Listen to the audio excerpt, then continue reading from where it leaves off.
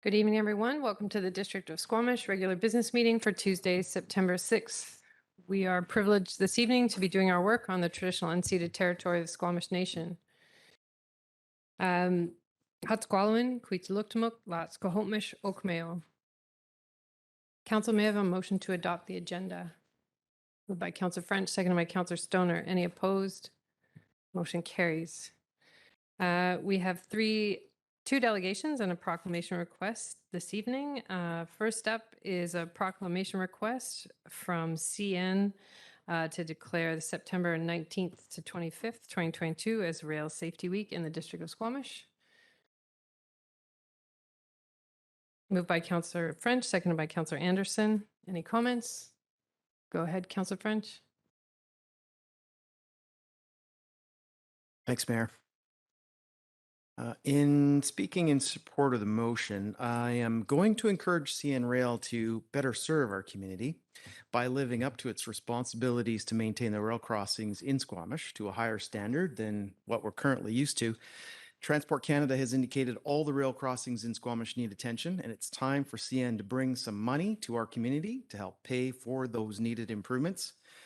Snow removal from the crossings needs to be done as it's needed. This past winter is a great example. The government road crossing at North Yards coated with thick ice for weeks, and instead of dealing with it, CN claimed it wasn't their responsibility. Meanwhile, there were multiple reports of vehicles getting stuck in that ice.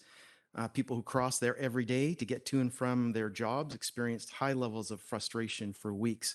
And according to Steve Covey, CN's chief security officer, and the Chief of Police for North America, rail safety is a shared responsibility. I completely agree. Rail safety is important, and regular maintenance of the rail crossings in Squamish is a key part of that safety program. These programs require funding. CN has a responsibility to help fund the needed maintenance and the improvements. Thank you. I apologize, Council. I was not aware that Mr. Banick is actually on the line from CN. So I do want to give him an opportunity to speak if he would like to. Good afternoon, Mayor. You can hear me? Yes, I can. Go ahead. Apologies. No, that's okay. That's okay. Really do appreciate the time and the opportunity to come and talk to you today about rail safety and the ask of the proclamation. Agree. Yeah, rail safety is important, not just for the crossings, but just the awareness within the community as a whole. I have been in this role for a couple of years now, so working with our colleagues within the track department and engineering. Last year was trying. I do recall the government road issue was raised. Counselor, I didn't catch your name who was speaking, but more than willing to connect with you after offline and really get into it so that this year doesn't have a repeat. There are multiple, we can take it offline, but there are multiple scenarios and factors that come into that particular crossing that I'm aware of and different stakeholders that have some responsibility there. So just to make sure that all our teams that are running graders and operators are kind of aware of the situation so that going into winter this year of 2023 that we can be ahead of it. So thank you for bringing it to the attention, and I will raise it. Thank you, Mayor, for the opportunity to provide feedback on that, and really do appreciate the opportunity for yourselves to consider the proclamation and the support as you did last year as well. Thank you. Thank you very much, and thank you for joining us this evening. So that's been moved and seconded. Councillor Pettengill, did you wish to speak to the proclamation request?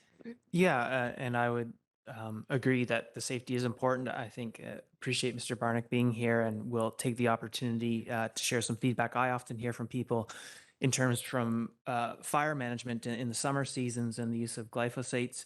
I hear continual concern about that as a management technique to avoid some of the fire hazards, and would love to see some more progress from CN on finding alternative means of dealing with that. And again, that's something I hear quite frequently from constituents. Thank you. Thank you. Any other comments? I'll call the question. Any opposed? Motion carries. Thank you very much. Thank you, Mayor. And just a quick note, I am at UBCM next week. So if anyone is there, I'd love to kind of have a chat in person and kind of put that email out to the greater team here in the coming days. That's great. Thank you very much, Mr. Banick. Most you. of us Yeah. will be there next week, so we'll see you there. Excellent. Yeah, excellent. Have a good night. Thank you. All right, so under item 3.2, our next delegation is from the Squamish River Watershed Society for Squamish Rivers Day. So I believe we have representatives here this evening. If you want to come forward to the podium, introduce yourselves and your request. Thank you very much, Mayor and Council. It's Edith Tobe, resident of Brackendale, and I'm here with our new coordinator, Tiffany Brunke, and we're excited to once again request from Council that September 25th, Sunday, be declared Squamish Rivers Day. Council, any questions for Edith or Tiffany? I take it yes, go ahead, Councillor Stoner.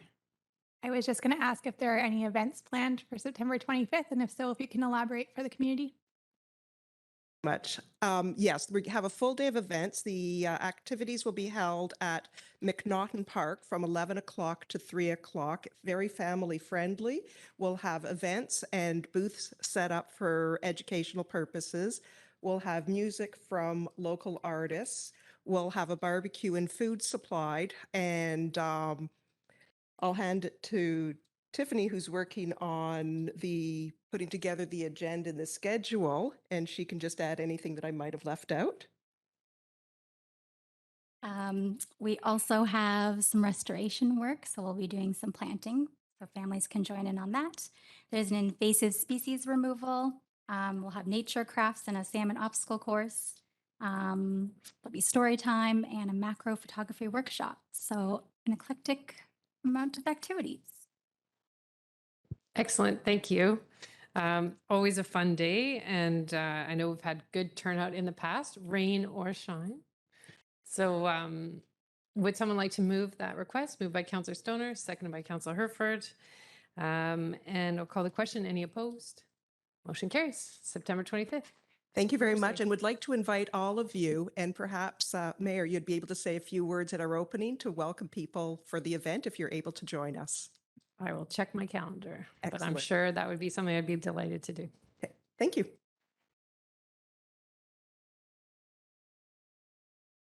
All right, and finally, I don't think we have a representative for this one. This is where I got confused. Is that right? Yes. The District of Squamish proclaims September 18th to 24th, 2022 as National Forest Week in the District of Squamish. Councillor Anderson, would you like to move that? Seconded by Councillor Race. Any comments? Councillor Anderson? I gather that there will be some events during Forestry Week proper, and we can have time, including perhaps the opportunity to share information about our joint Squamish Nation District of Squamish Community Forest venture. However, Forestry Week in Squamish starts a week and a half early, in fact, tomorrow, when there will be local companies and organizations, Sea to Sky Recreation and Trails, and members of the local Squamish Nation community hosting a delegation of students and faculty from UBC Faculty of Forestry. It's just, we have these visits a few times a year from BCIT as well. Squamish is a natural and superb venue for showcasing and providing education opportunities regarding forest management and the forest products industry. Thank you. Councillor Bettingill. Yeah, thanks. I was a bit hesitant on this one, to be honest. Support forestry and the the understand the importance of our forests. So I took some time to read deeper into the Canadian Institute of Forestry. I think I've got that acronym right. In terms of their perspective on old growth and so on, and it does seem from the shorter papers I read that they do understand the impact for ecosystem health and climate impacts of preserving old growth forests. So that offset some of my concerns about some of the partners they have involved in this. And so I will just note that I hope that as we celebrate this, we recognize the just critical importance to our survival of these forests, and especially the old growth. And very glad to have these forests still standing around us, and kind of worry each summer when it gets hot and dry, and thankful that we've seem to have escaped challenges locally this summer, and thankful for our forests. Thank you, Councillor Pettengill. Call the question. Any opposed? Motion carries. So with those delegation and proclamation requests finished, we're on to item 4, consideration of unscheduled public attendance. So this is anyone who feels they have an urgent or emergent issue that cannot wait 2 weeks for our next regular scheduled meeting. Come forward. So you have 5 minutes to address council, at which time council will determine if we will provide a time in this agenda for you to speak. So this is your opportunity to convince us that this is urgent and emergent and cannot wait 2 weeks. Hello, my name is Troy Lynn. I've lived in this town for about 50 years. Urgency is because of a decision made by the ice using schedule for Squamish Arena concerning the senior hockey that was happening on Sunday evenings. It's been removed from the calendar and the ice schedule without notice this year, without consultation from the ice users schedule. And we're very concerned about this because our season starts, or should have started, in a week from now. I think most of you have received the letters from the 50 members of our group. There's probably 8 to 10 of them here tonight. And we'd like to have that schedule reviewed and wonder why policy wasn't followed in it. Policy does state that Okay, I'm going to stop you there. Okay. So do you feel that you've expressed why you feel this is urgent and emergent and cannot wait for 2 weeks? Yes. Okay. So council, this item is on our agenda, later in the agenda, to refer to staff. But at this point, you can decide whether you would like to hear from these folks tonight. Councillor Finch. Yeah, I'll move that we hear from Mr. Lynn under number 19 on our agenda, unscheduled public attendance. Is there a seconder for Councillor French's motion?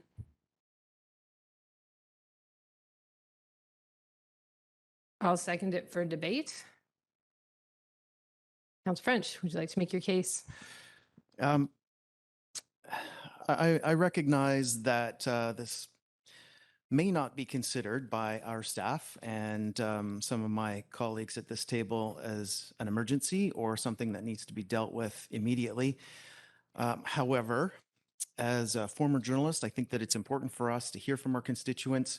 And I believe that this organization feels it is urgent, that they have the ear of council.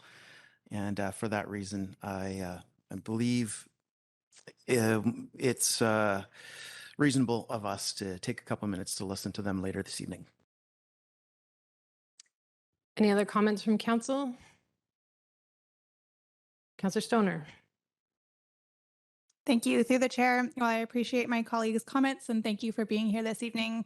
I do not consider this an urgent matter at this time. I have, and I think our council colleagues have all received your correspondence.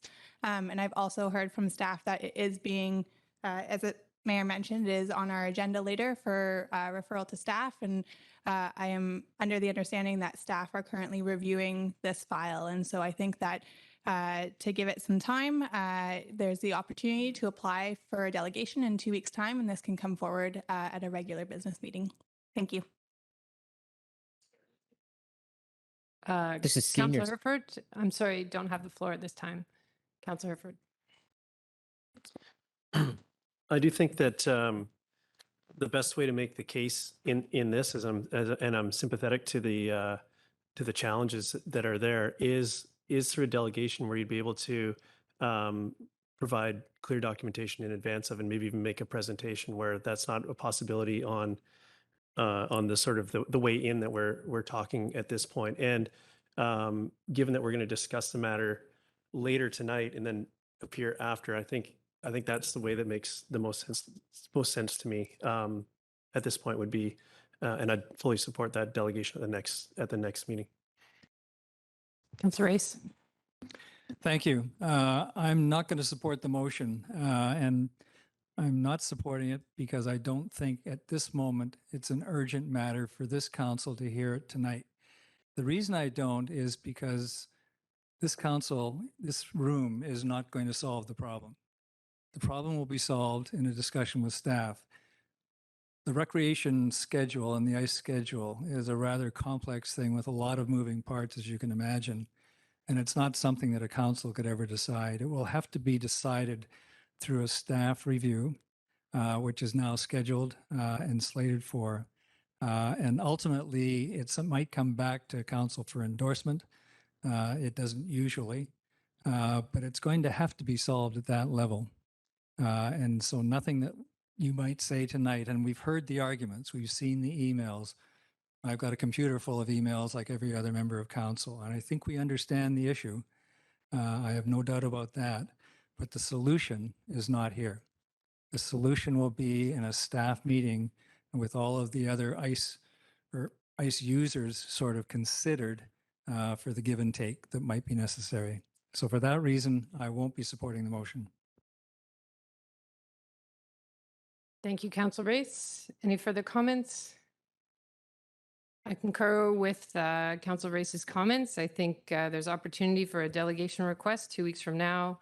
The solution is through our staff. That is the correspondence that the Hilltop hockey players have seen for the last several weeks, is to appoint a spokesperson and to work with our staff. And that's the direction that I believe this needs to go. If Hilltop still wants to speak to it, that opportunity is available on the 20th through a delegation application. I will call the question. Any opposed? Councillor Race, Councillor Herford, Councillor Pettengill, Mayor Elliott, Councillor Stoner, Councillor Anderson opposed. Motion fails. So your options are to come back as a delegation on the 20th, or in the meantime, follow through at staff's request and appoint a spokesperson to work with them. And then we will be dealing with this later on our agenda to refer the allocation process back to staff for review. Appreciate you coming.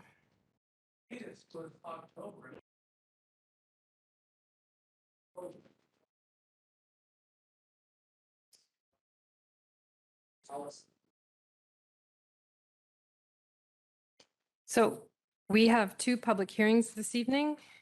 So we're on item 5.1. So first up is District of Squamish zoning bylaw number 2200 2011 amendment bylaw for 1001 Finch Drive, number 2874 2021.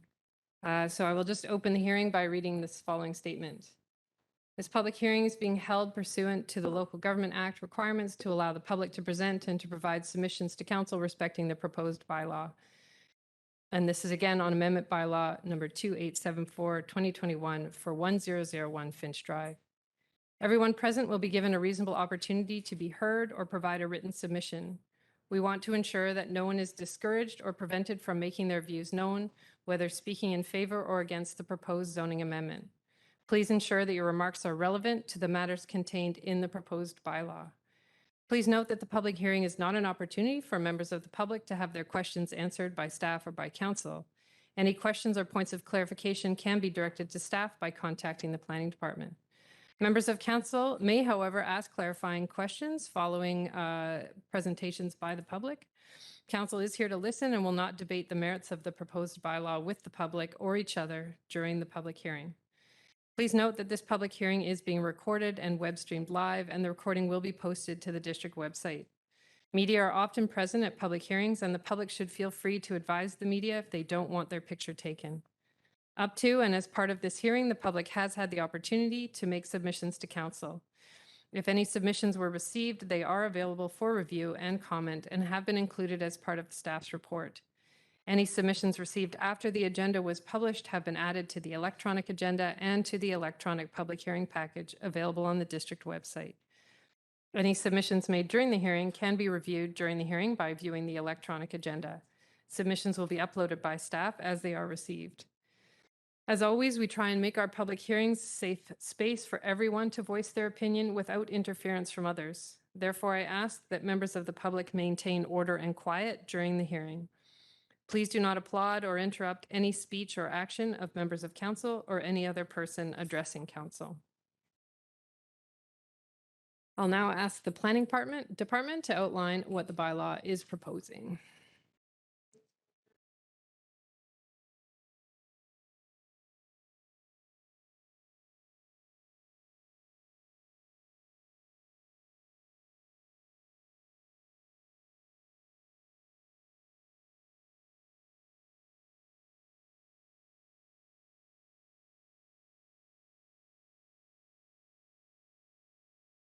Asia Philp, planner with the Community Planning Department, and tonight I'll be presenting the rezoning application for 1001 Finch Drive for public hearing and consideration of third reading. At the July 19th, 2022 regular council meeting, council gave bylaw 2874 first and second reading, and we scheduled the public hearing for this evening.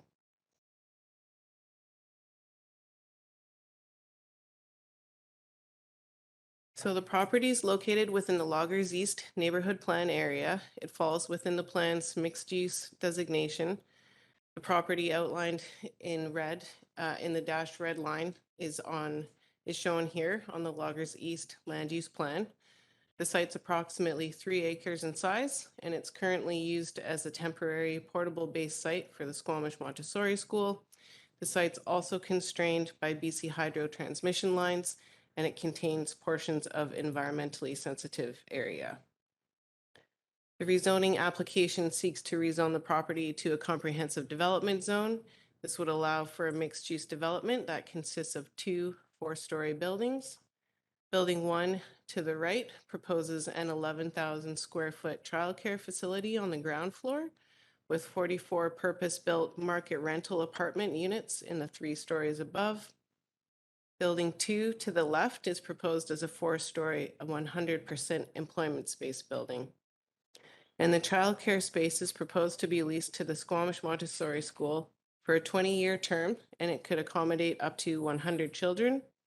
Parking is provided via surface parking lot under the hydro lines. 14% of the site is proposed as common usable open space, consisting of a park adjacent to Finch Drive, a trail that connects from Finch to the rear of the lot, and a community garden space at the back. So the CD 79 zone was drafted to allow for a wide variety of employment uses. This is in line with the Loggers East neighborhood plan policies. It's likely that the upper floors of building 2 will be office use. There's a maximum building height of 16.4 meters, and this would accommodate the 4-story building with pitched roof lines. The ground floors for the childcare and employment space have 14-foot ceilings. The upper stories for the residential and the office space have 10-foot ceilings. There's a 4-meter setback proposed along Finch Drive for the ground floors, and this steps back to 6 meters for the upper stories. The parking meets the zoning bylaw minimum requirements, except there's a required 11 residential visitor parking spaces, and these are proposed to be shared with the 46 employment parking spaces on site.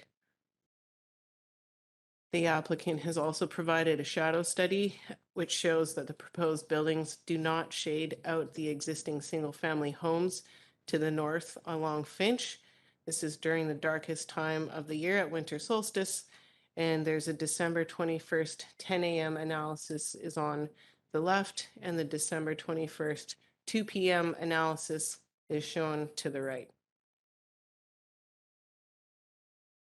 The rezoning application triggers the district's CAC policy.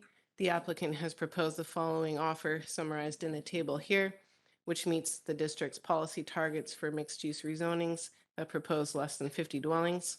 A total of $219,000 cash in lieu is being offered. The applicant has also provided the following, which is not formally recognized under the district's CAC policy.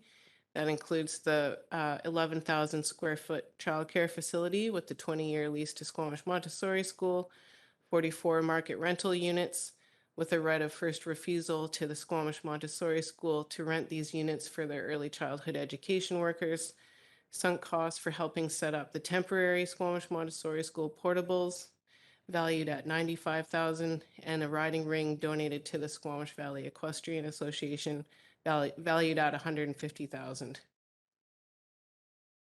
The following items will be secured in a land development agreement if the rezoning proceeds. The CAC contribution, including the 219,000 cash in lieu, the commitment to provide the 44 purpose-built market rental units in perpetuity, commitment to provide a public park and trail on site and public access to these areas, commitment to provide a public mural on site, commitment to provide a minimum of 50% of the total gross floor area of the development as employment space, and lastly, a no gas covenant. This will secure a commitment to a low carbon energy source for the entirety of Building 1 and the upper 3 floors of Building 2, as well as securing no gas for heating or hot water for the entirety of Building 2. So essentially, this means that gas may only be provided for cooking in the ground floor of Building 2, such as provision of gas cooking stoves for a future restaurant, brewery, or other tenant that's permitted under the zoning. To inform the community, per policy, the project was posted to the district's development showcase. Development sign was posted at the site. A public information meeting was held on March 10th of this year. The public hearing notification was delivered to all owners and tenants within 100 meters of the subject property, and 2 ads placed in the Squamish Chief. We've received 17 written comments to date, and these are attached to tonight's agenda, as well as the 2 late correspondence items. So staff are recommending that following the public hearing, council consider giving bylaw 2874 third reading, and further that a land development agreement securing the items noted on this slide be completed prior to consideration of adoption of the bylaw. So that concludes the presentation, and I'll pass it back to the chair. Thanks. Thank you, Ms. Philp. Council, some clarifying questions at this point. Council Rees? Thank you. And reviewing the correspondence and thinking back to when this first came to council, there is in the correspondence a common concern about the possibility of a hotel in this site, and it was also part of the original development. Could you speak to the possibility of a hotel on the site, please? Through the chair, the hotel use has been completely removed from the zoning, so there is no allowance for any hotel use on that property. Any other clarifying questions? Okay, so I will go out to the public now, and as in all of our public hearings, we provide for the applicant or their representative to comment on the proposed zoning first, after which anyone else will be given the opportunity to speak or make their submission. I do have a list of names here, and so I will call those individuals first to the podium. After these speakers, I will call for any other interested parties to speak, and then you simply need to raise your hand and wait to be recognized. For all speakers, please approach the podium and start your remarks by clearly stating your name and neighborhood or address. Please note that speakers will be given up to 5 minutes to address council in order that everyone has the opportunity to speak to council. Details to participate on the phone or on WebEx are being displayed on the screen for those who have logged in from your computer at home or are watching the live stream of the meeting, and the instructions are also on the district website. So to get on the speakers list, if you are participating electronically, you raise your hand if you're on the phone by dialing *3. And if you are on WebEx on computer or the cell phone, you go to the participant panel and click on the hand icon. Please note that if you're participating electronically, there will be a moderator who will communicate with speakers. And so when it's your turn to speak, you'll receive a voice prompt if you're on the telephone or a dialog box if you're on WebEx. Please remember after speaking, if you're participating electronically, to put your hand down. So on the phone, that's *3 again, or just clicking on the hand icon again on WebEx. If you've already spoken and you wish to speak again, I will provide an opportunity for that after all of our first-time speakers have had a chance to address council. Okay, so I will ask if the applicant or their representative would like to speak this evening. Come forward. And just your name and address. My name's Michael Ward. I live in North Vancouver, and I am one of the partners in this project. I have prepared a written statement. Hopefully it'll cover off some of the details that were not necessarily provided. And I'm available for comment or questions at the end of it, if need be. Good evening, Mayor and Council. Thank you for the opportunity to speak. My name is Michael Ord. I am one of 3 partners in this project. All 3 partners have significant ties to Squamish. For those who do not know my background, I was born in the Squamish Hospital and grew up in Squamish. My family has lived in Squamish for over 45 years in a house built by my father in 1974. Squamish is near and dear to my heart, and I have very fond memories of growing up in the community. I have watched Squamish evolve over the decades, and I'm proud of how it has grown. It is a fantastic and desirable place to live. People are very lucky to live in the community. We started our project at 1001 Finch in 2017. Specifically, a pre-application meeting was with staff was completed on July 25th, 2017. The recommended development at the time was a multifamily development with a commercial component, similar to what you see before you tonight. It has taken 1,869 days, or 5 years and 44 days, to get to this public hearing. As you can imagine, we hope tonight goes well. Like the entire Lower Mainland, a lack of housing has resulted in an expensive real estate market. Demand is high and supply is low. The federal government, Canadian Mortgage Housing Corporation, and the provincial government originally were trying to reduce the demand for housing, which has not worked. They are now calling for new supply to help with affordability. To increase supply, the municipalities in the Lower Mainland are all being encouraged to plan for and improve more multifamily housing projects. As we all know, Squamish has grown significantly over the years and will continue to grow because of its proximity to Greater Vancouver and its comparatively lower property values and rents. It's anticipated that the population of Squamish will nearly double in size by 2036. That said, Squamish is desperate for housing, both rental and market. Squamish is also desperate for childcare space. Housing and childcare space are essential to the general health of the community. Phase 1 of the project you're hearing about tonight provides 44 market rental units and potentially up to 10,980 square feet of childcare space to be operated by an established local operator, the Squamish Montessori School. By comparison, I note that most childcare facilities in the area are notably smaller, typically measuring in the order of 2,500 square feet, a quarter of what we are proposing. We have worked in the community with the community in mind since we purchased the property in 2017. When we purchased the property, a single-family house and a large indoor riding ring improved the property. Circa 2018, the single-family house was demolished and the riding ring was donated to the Squamish Valley Equestrian Association to make way for the future development of the property. The riding ring structure reportedly had a value in the order of $150,000. Again, this structure was gifted to the Squamish Valley Equestrian Association.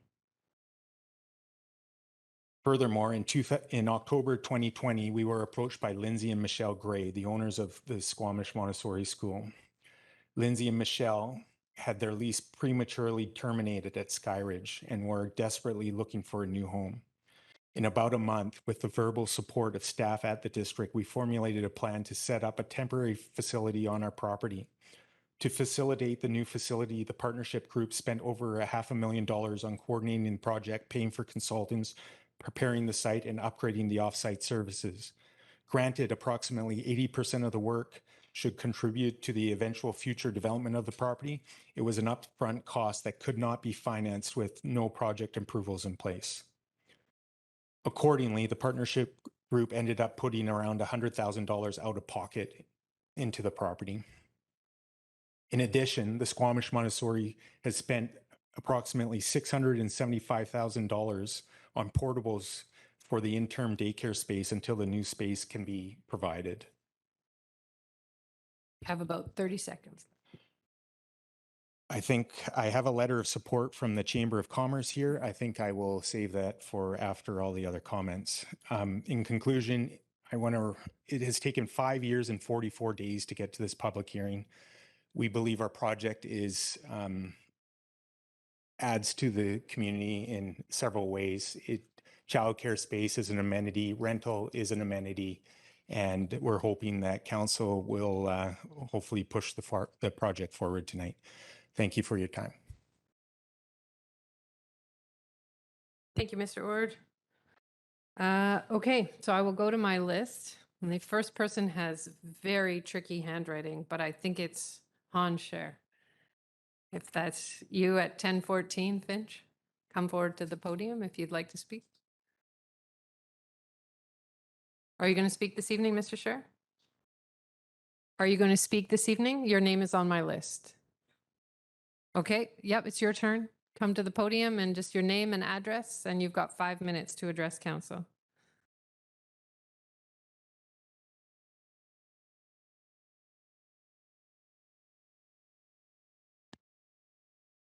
Good evening, here in council. My name is Manger, longtime resident in Squamish. And I like to verify the meeting with a few questions here I have and hopefully get some answers. If not, at least here is the main part. I'm speaking against this proposal 10001 Finch, receiving today third and fourth reading at this time, subject to modifications. Having sparked my interest due to an unacceptable plan, thank you, to expropriate for public access an 18-foot wide short trail under the power line not approved by Hydro and owners of 1014 Finch. Without consultation, this would be a wasteful and unnecessary endeavor not serving the general population of Squamish, as there would be no access to Maple North. For instance, an additional wasteful taxpayers' cost and ruining the property value of 1014 Finch. It would possibly only serve a few residents of the other property. Proposed watering hole of 1001 not approved yet as an establishment with alcoholic and other drug-related consumption and supply, bearing in mind that these are generally considered residential with kids and now also a daycare proposed. Another alternative of a trail would be on the back of 1001 proposal, east-west over Loggers Lane as an emergency trail in case of an LNG fire or explosion, especially with a daycare proposed only 15 feet away from the proposed mega high power gas line corridor, with the only way out through the back if needed. 44 residences, many commercial operations and potential 39 staff with vehicles needs for parking. Needs are to be recalculated for parking spaces available, especially with the retail, many more additional expected. Also, a supply of high pressure gas brought through more and more heavily populated Squamish Valley.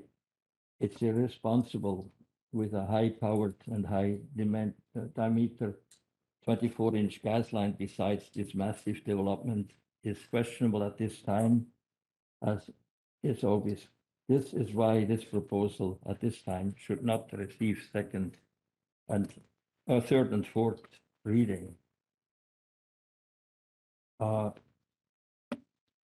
until it is cleared and upon possible, the new council has to be mandated to seek a solution, and with it, it should be advisable for Squamish to start and consider a social license discussion never given to the wood fiber LNG project yet.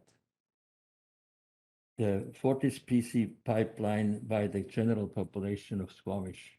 For those that are not familiar with potential gas pipeline explosions, it's wise to on the actual Google Bruno, California, where they had a huge explosion, and that would put some people at a bit, give it a bit of a chill. Regulations around the world are wisely restricting new high-pressure gas lines through populated areas to avoid and potential effects, having set a radius of 300 feet from such gas lines as no residential zone allowed as a safe. This is basically what I have. I have a few things that are missed and is not printed here. But if anybody has any questions on it, these are the main items that I'm here for tonight. Thank you. Thank you, Mr. Chair.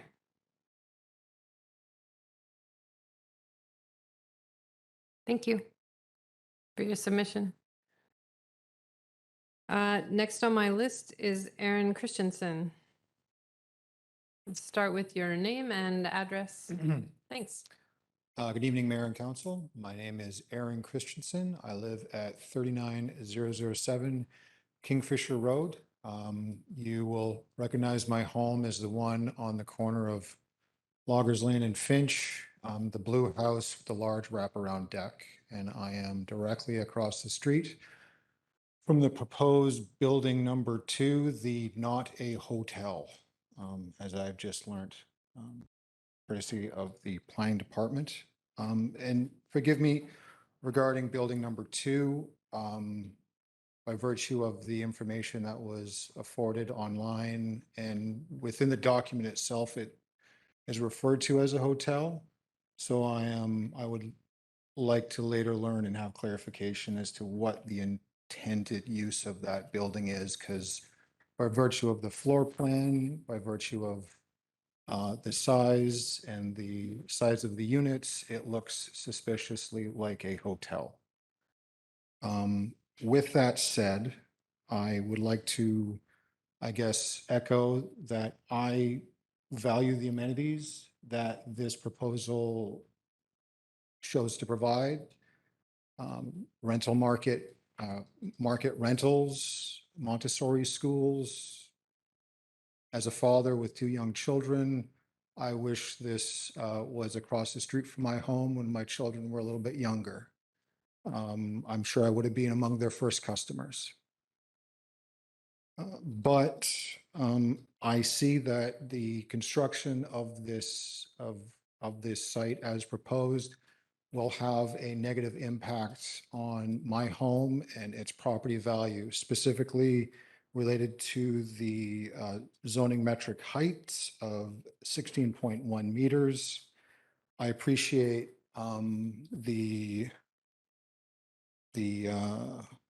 shadow study that was provided, and I noticed that the roof of my home will be in the sun, but I doubt strongly that the first and second story of my home will be provided any light. And in keeping with the strategic plan tied to the climate change emergency and the need for alternatives to natural gas for the heating of homes, I encourage you all to come to Finch, have a look at my home. Notice that the south-facing wall of my home was purposely constructed, built by myself as my own general contractor to capture as much natural light in the winter in order to heat my own home, right? You look at the roof line that covers our deck.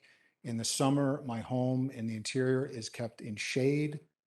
But when the winter, when the sun is low, the natural sunlight pours through those windows and our home is kept warm. And so I challenge you to reconsider the design of this property, as I believe the amenities can all be met, the needs of the owners can be met, and it will not come at the expense of my home and my ability to keep it warm and the natural light that is provided. Lastly, I would like to sort of consider the point of that the piece that this would allow future ground floor restaurant or brewery tenant. I lived across the street from a bar once when I was a younger man and I was renting. This is not a desirable location to live and to raise a family. And I challenge council to consider that an amendment to this development be considered to restrict the usage specifically for the sale of things like alcohol, for bars, for pubs, for breweries, for pot shops and the like, because as a community, I think that having these sorts of businesses directly across the street from a school is in keeping with the values of the people of Squamish. And these businesses and this business space can be filled and the amenities can be found to have value, not just for the community, but for my neighborhood. And yeah, that's all I have to say. Thank you for your consideration. Thank you very much, Mr. Christensen. And I know staff have a copy of the bylaw and it does list the allowable uses, and hotel is no longer listed as an allowable use, so it cannot be a hotel. Just for clarity. Okay, one more speaker on my list, and that is Hunter Graham. If you want to come forward and speak, and then I will see if there's anyone online that wishes to speak this evening. Go ahead with your name and address. Thank you. Good evening, Mayor and Council. Thank you for listening to us at a public hearing. I'd like to start by saying that I live at 39025 Kingfisher Road. We are actually 2 doors in from Aaron's house in on Kingfisher. I have met several times with council members and the developer, looking at the property, looking at the use and how it's proposed to be used. And this is just my opinion, my preference is that we encourage the childcare area, multi-zoning for some businesses to operate as well.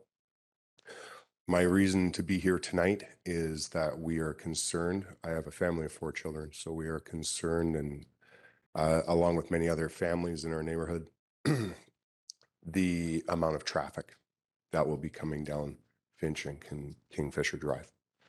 We'd like to see if there's any proposed abilities to restrict the traffic to either form a one-way cul-de-sac or a no-through road through Kingfisher, as we already have experienced many examples through Squamish Live, through the Celestial Festival. The amount of traffic that has come down our block has been extreme. Many families on our block have children under the age of 4. So we're just concerned more with the safety of children, whether they're playing on the street or not, whether that's allowed or not. It is a fact of life that we do have our children in our front yards on the block. We're a very well liked community, and all the families get along. I just want to make sure that we have some proposed traffic considerations is what I'd like to see. We love to see, childcare. I have 2 children under the age of 4, so the childcare would be amazing. Again, like as Aaron said, probably one of the first customers to propose that. I'm very thankful to hear and see that, yes, the hotel was a concern. The bar or nightclub or usage is a bit of a concern, just with the commercial aspect of how it would be used.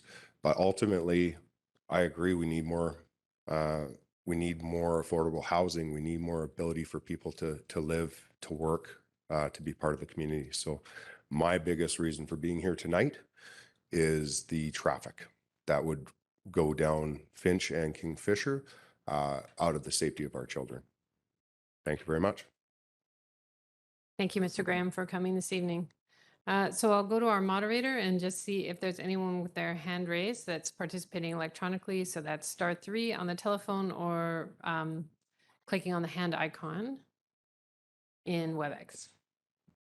Thank you, Mayor Elliott. No one online has indicated they wish to speak. All right, so I'll come back to City Hall, and if there's anyone in the audience that wishes to speak, just raise your hand. I see you, Mr. Ord. Just make sure there's no one else that wants to speak that hasn't spoken before. Yep, come forward, and then I'll come to you, Mr. Ord. Just your name and address, thanks. Hi, my name is Lauren Greenlaw. I live in Hospital Hill. I just had a couple questions. Primarily, I see that they want to spend money in lieu of critical infrastructure. And I hear repeatedly that critical infrastructure is a big problem in Squamish and that we're outdating a lot of our infrastructure. And I'm wondering how wise of a decision that is to allow money in lieu of it.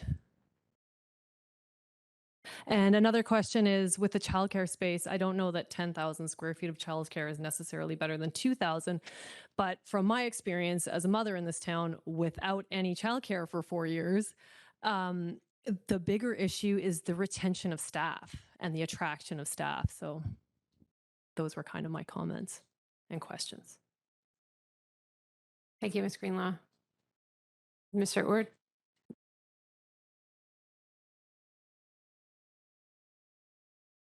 Thank you again for letting me speak.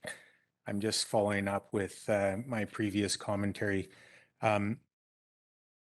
We actually have been in contact with Louise Walker at the Chamber of Commerce, and Louise provided us a letter of support. Granted, it's a generic letter of support. She is aware of our project, but they also do not want to get into the politics around any particular project. So their general stance on residential developments, the Squamish Chamber of Commerce is the oldest and largest business association in the Squamish community, representing hundreds of businesses and organizations. Labor is a major challenge in Squamish, with many businesses facing challenges recruiting and retaining staff. There is a shortage of shortage of applicants due to multiple factors, ranging from affordability issues, i.e. lack of affordable housing and high cost of living, and barriers to prevent workforce participation, i.e. lack of childcare facilities and public transit. The Chamber of Commerce supports initiatives that improve access to affordable housing for employees, i.e. purpose-built rental, stimulate housing inventory, and reduce barriers to development and ownership. They want to attract and retain a skilled workforce. Attraction and retention of a skilled workforce is necessary across all business sectors to ensure Squamish can continue to build as a community where people can live, work, and play. They want to improve access to affordable housing. To further facilitate business growth, the Chamber of Commerce supports improved access to affordable housing through an increase of a variety of housing options, including but not limited to non-market housing, purpose-built rental, and workforce housing. They want to reduce the barriers to development and ownership. The Chamber of Commerce supports policies at the local, provincial, and federal levels of government that stimulate housing inventory and reduce barriers to development and ownership of housing. Lastly, the Chamber of Commerce encourages developers to, encourages developers to provide improvements to housing affordability in Squamish, solutions to address barriers of workforce participation, such as childcare facilities, benefits to Squamish economies, local supplier policy, employment space, benefits to Squamish community amenities or assets, school, recreation facilities, appropriate transit and access options, garages, parking, bike facilities, access to public transit, roads, and sidewalk, plans to protect the natural environment of the site and other sustainable practices, and open and transparent consultation with the Squamish community. So that was the comments from the Chamber of Commerce. Lastly, I would like to indicate that we've been working, knowing that Squamish was going to step code 4 from the very beginning of this process. We've been working with an energy consultant from the very beginning and have been consulting him on our entire project over this time. And we are hoping to build an energy efficient building and have the intention to build an energy efficient building. So we really feel like we have a nice project here.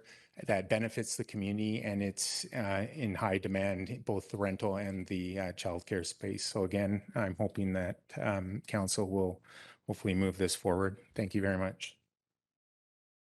Thank you, Mr. Ord. Back to our moderator. Is there anyone online with their hand raised? Not at this time, Mayor Elliott. Council, I'm not seeing any further speakers at this point. So if you've got a question that you would like clarified, go ahead, Councillor Pettengill, and then Councillor Stoner. Yeah, a few things. The school, the Montessori school, is a for-profit school. Is that correct? Through the chair, the Montessori School is a nonprofit organization. Okay, and do we? I'm sorry, I lost track. Do we have clarity on a commitment to number of daycare spaces versus school spaces, and a commitment for the duration of that space staying available? Through the chair, there's a 20-year lease commitment, but there's no specific class size or age programming commitment. That's to be worked out through Squamish Montessori School. And if the Montessori school, for whatever reason, stopped operating after 5 years, would it be a requirement that the last 15 be another daycare provider, or? No. Okay, and can you clarify what things are driving the density increase on the site, or are allowing that?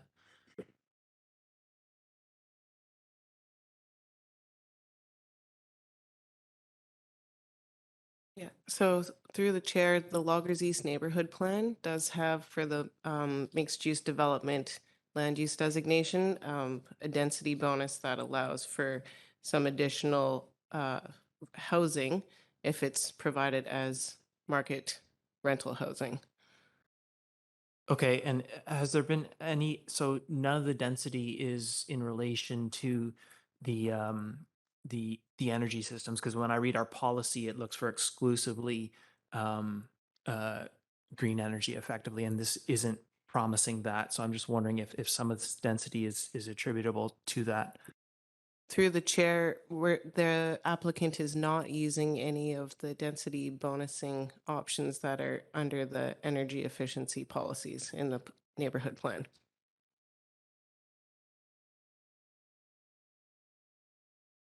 Councillor Stoner. Thank you. Through the chair. Excuse me. I'm just wondering if staff can speak to, in the report, there's reference to a traffic, potentially a traffic management plan along Finch Drive and some engineering work that's going on there. And so I'm just wondering if you can speak to how we envision Finch Drive evolving with the number of developments happening along Finch. Yeah. Through the chair, engineering is working on an overall traffic management plan for the whole Loggers East neighborhood. And so it was not put on this particular application. So they're currently working through the detailed design of Finch through the various cross sections. And I would just share in my discussions with the engineering department, they share the same concerns as the residents along Kingfisher, and would work to create a design that will mitigate kind of U-turns and things that happen when there's kid drop-off areas. Thank you. And just to follow up on that, excuse me, the part of the CAC policy for the active transportation is coming in as cash. And so we could potentially earmark that for some of the improvements that may be needed through that engineering study. Is that one of the considerations? It can be a consideration. The developer will be responsible for the build out of their frontage in accordance with whatever the district's detailed design that we desire. So we may not need to access that, but we could potentially earmark that money. Okay, thank you. And then finally, with respect to one of the components of the CAC as well was the first right of refusal for the childcare employees for the market rental spaces. I'm just wondering if you can remind me how many units that is meant to cover, or if it's all of the rental units or just a portion thereof. Yeah, I might invite the applicant to clarify this, but my understanding is that it would be open to all of the units. Thank you. Councillor Herford. Thank you.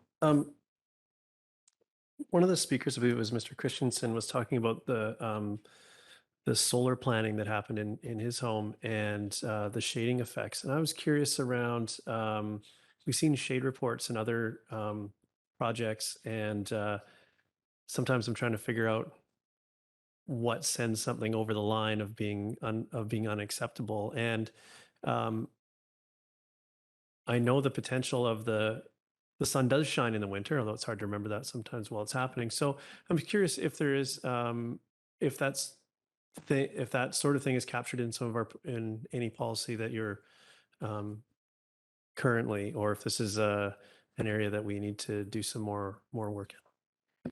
Yeah. So through the chair, we don't have any strong policy that says, thou shalt not shade at X dates or times. It's more that we require the analysis, and then we try to work out something that is a balanced approach between the proposal and the neighborhood.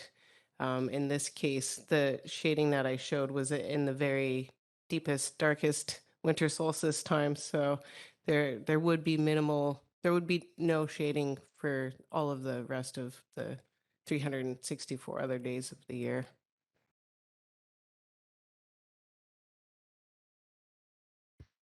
Councillor Pettengill? Yeah, I don't see our staff on the line, so I'm not sure if I'll be able to get this answered, but I am still, like at least one of the speakers, concerned about the gas line. I'm wondering how we are understanding, especially given Fortis's most recent presentation, the risk and what is required for an adequate response on our part. What we heard from Fortis is the existing line. That's their only example of a line at that pressure and that volume in proximity to population densities right now, that 10-inch line. And they're talking about about roughly a 600% increase. And so I'm still not understanding what our due diligence has been to understand that, especially with the proposed daycare there, that we have what we need to respond in time, what a response looks like, and what do we need to respond adequately. So I'm wondering if staff can speak to that.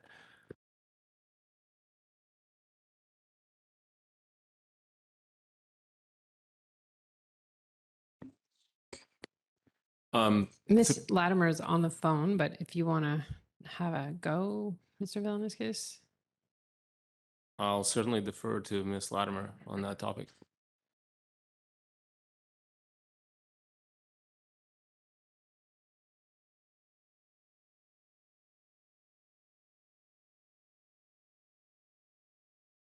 Ms. Latimer, did you hear Councillor Pettengill's somewhat related question to the bylaw, but not quite? Apologies, my audio is having some issues. So through the chair, thank you for the question. I understand from first responders and from our fire chief in particular that in terms of a response to a pipeline, that our fire rescue service trains for this regularly. Really the focus would be on containing the scene, evacuation, and first response to the incident, and that the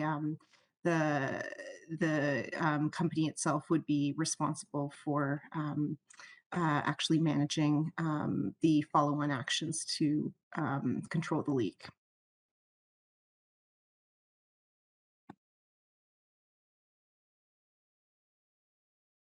I guess I'm wondering then, how do we understand their preparedness or their plans to adequacy and so on? I mean, they haven't been forthcoming with their risk assessment numbers, and I'm not comfortable with the lack of information they've provided. And so what I'm trying to understand, why this relates for me, is understanding if I'm comfortable putting this new density that close to this road. And that's what I'm grappling with. I can hear that. And also our staff are not responsible for answering questions that Fortis should be answering. So I think it's something that our staff would be speculating on, and that Fortis is best placed to answer their level of preparedness, but I think our staff have responded with regard to our level of preparedness. And so I don't want to get too far down that road because we're speaking about this bylaw and not speaking about the pipeline specifically.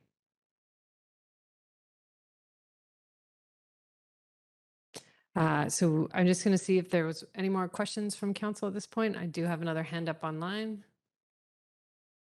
Okay, I'll go to you, Miss Murray. We're going to go to Penny Clark. Penny, please state your name and neighborhood for the record, and you have 5 minutes to address council. And you can go ahead now, please.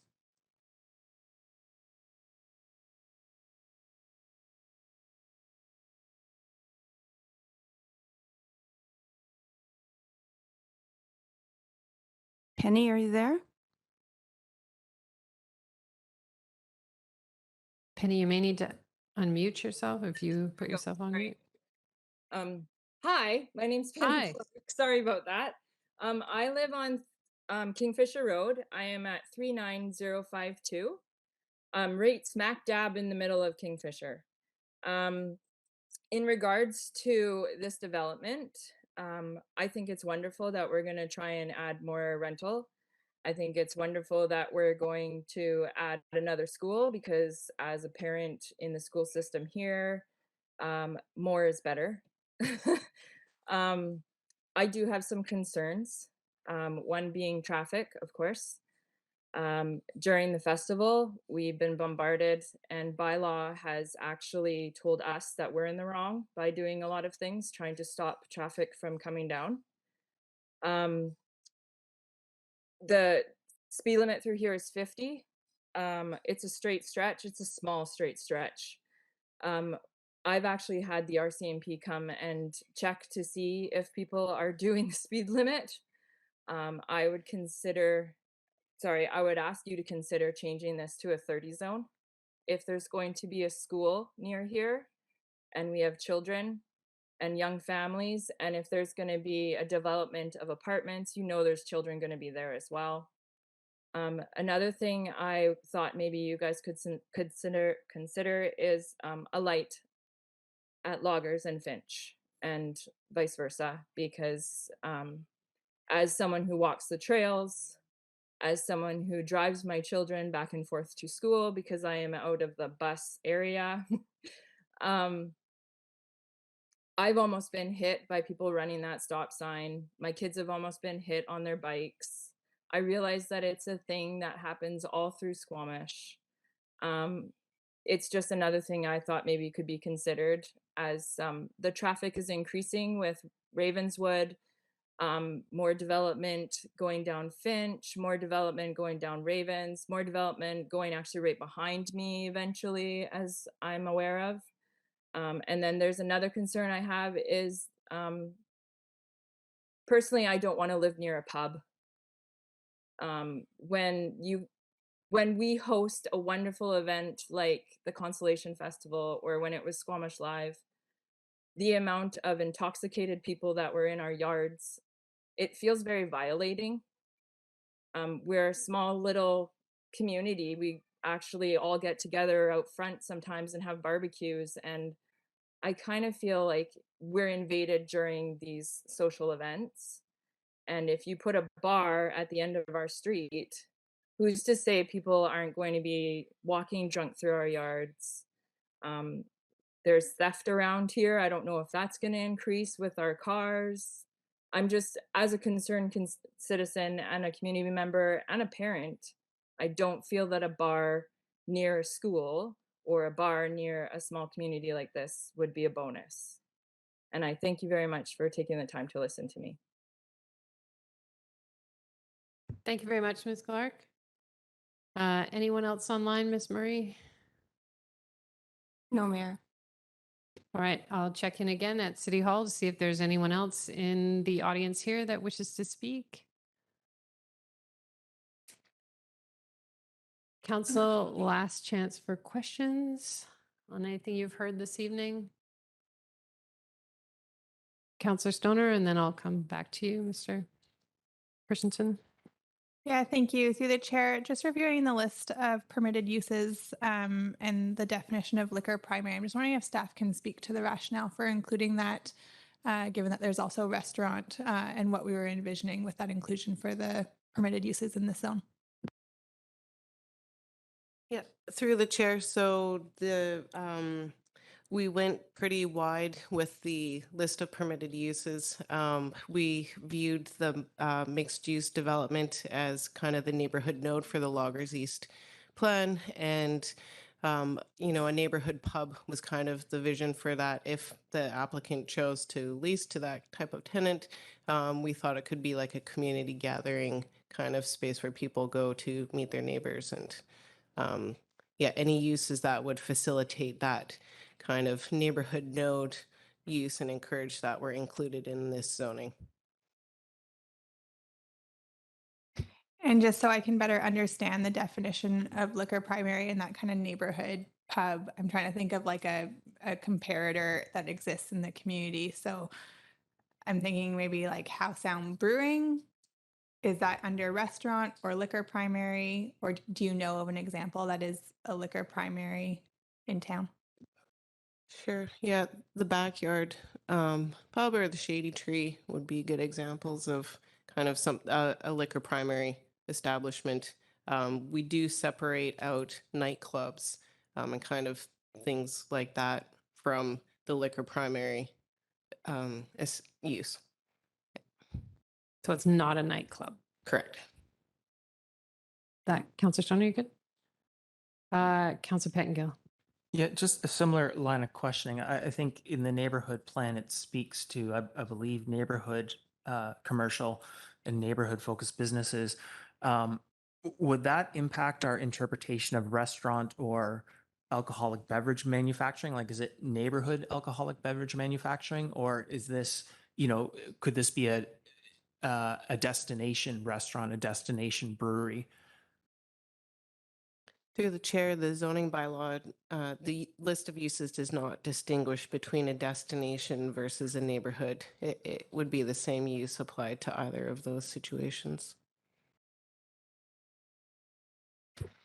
The traffic study that staff are undertaking, that will include all uses contemplated in this neighborhood plan. So childcare, the mix of families we expect in that area. So it will contemplate the safety of all ages. Through the chair, I think we just input kind of the land use designation and our estimates of population. So not necessarily to that level of detail, but that just generates kind of traffic volumes. And then the engineers take that and then they apply their other knowledge to it to make sure that the uses that we know are going in there, the streetscape will be designed to suit those. But we know there's a childcare facility with 100 children in it. So that is certainly being contemplated. The traffic study, I think the numbers have already been run. So I think this might have came after the traffic study was completed.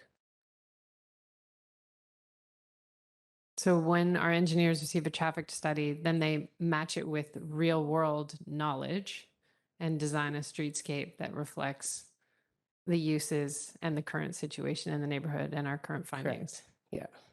So for example, their main concern is that they do foresee there could be potential for U-turns being made along Finch. So the design of the streetscape would make sure that that wouldn't be physically possible. And then the locations of the entrances and exits for the driveways. We know this is a wide street, and then there's additional setbacks to the buildings, but we're not at the DP stage. And so this file will go to ADP, will it not? Yeah, through the chair, it will go at time of development permit. And then at around that same time, the detailed design will be made for the streetscape. So that's another time at which the form and character of this building in relation to its match with the neighborhood and its ability not to impinge on the solar, passive solar of the houses around it can be contemplated. Correct. Council, any more questions? I saw one more hand in the audience, so I'm going to go out to the public for a last time. Mr. Christensen, do you want to come forward? Thank you, Mayor. Thank you, Mayor and Council. Just to clarify one point, as stated by the Planning Department, the shade impact of the proposed height will exceed 364 days as outlined. There is a not not just the 1 day as detailed in the shade impact study. There was a large spruce tree that stood on that property that was directly across the street from my house, and I could follow the shade of that tree to appreciate how much impact that had on my property. So change one spruce tree to a 4-story, not a hotel, and you can appreciate that, yes, this will impact my home, not for a day or for 2, but for months out of the year. Thank you. Thank you. Okay, council, seeing no other speakers, making sure you don't have any final questions. All right, so now I've heard from everyone on the speakers list and online and at City Hall. It's a requirement that I ask 3 times if there is anyone else who wishes to speak before we can close the public hearing. So for the first time, is there anyone else who wishes to speak or make a submission this evening? For a second time, is there anyone else who wants to speak or make a submission? And for a third and final time, is there anyone else who wishes to speak or make a submission? Seeing no further speakers, please note council members are not permitted to receive any further submissions or hear either a proponent or an opponent to an application once this public hearing has been concluded. This means we can't speak to you out in the community or receive emails or phone calls on any of these bylaws until a decision on the bylaws has been made. Any and all communication from this point forward must be channeled through to our staff. If there are no further speakers, I declare the hearing closed. Thank you very much, everyone, for your submissions this evening. As we noted during the presentation, staff have proposed third reading, which is on the agenda. Thank you.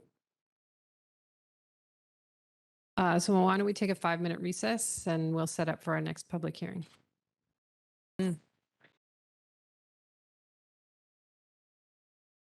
All right, we are back. We are now on item 5.2. This is the public hearing for District of Squamish Zoning Bylaw Amendment Bylaw for Marine Zones, number 2771, 2020.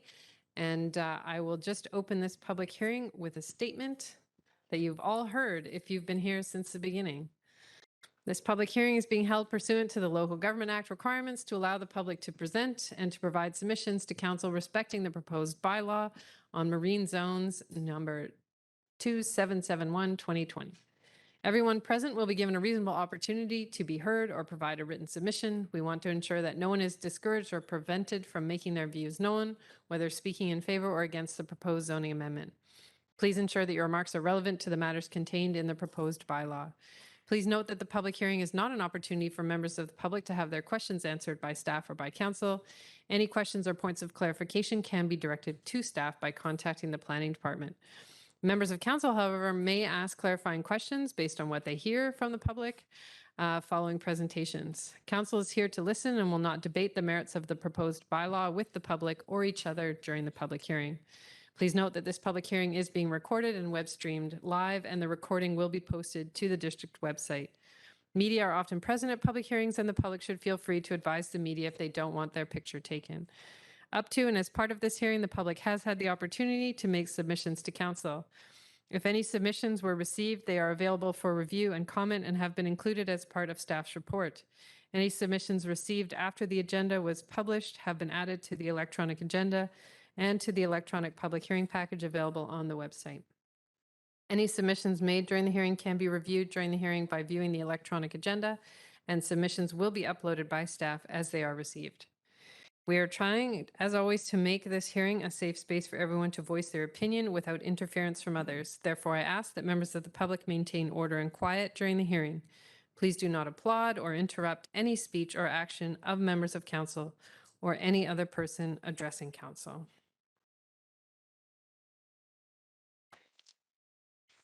I will just note, I believe this is my last public hearing as mayor. So let's make it a good one.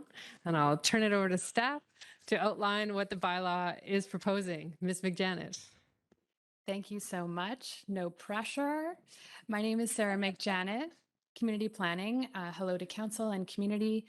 Bylaw 2771 is a component of a much larger zoning bylaw improvement project, which began in 2020.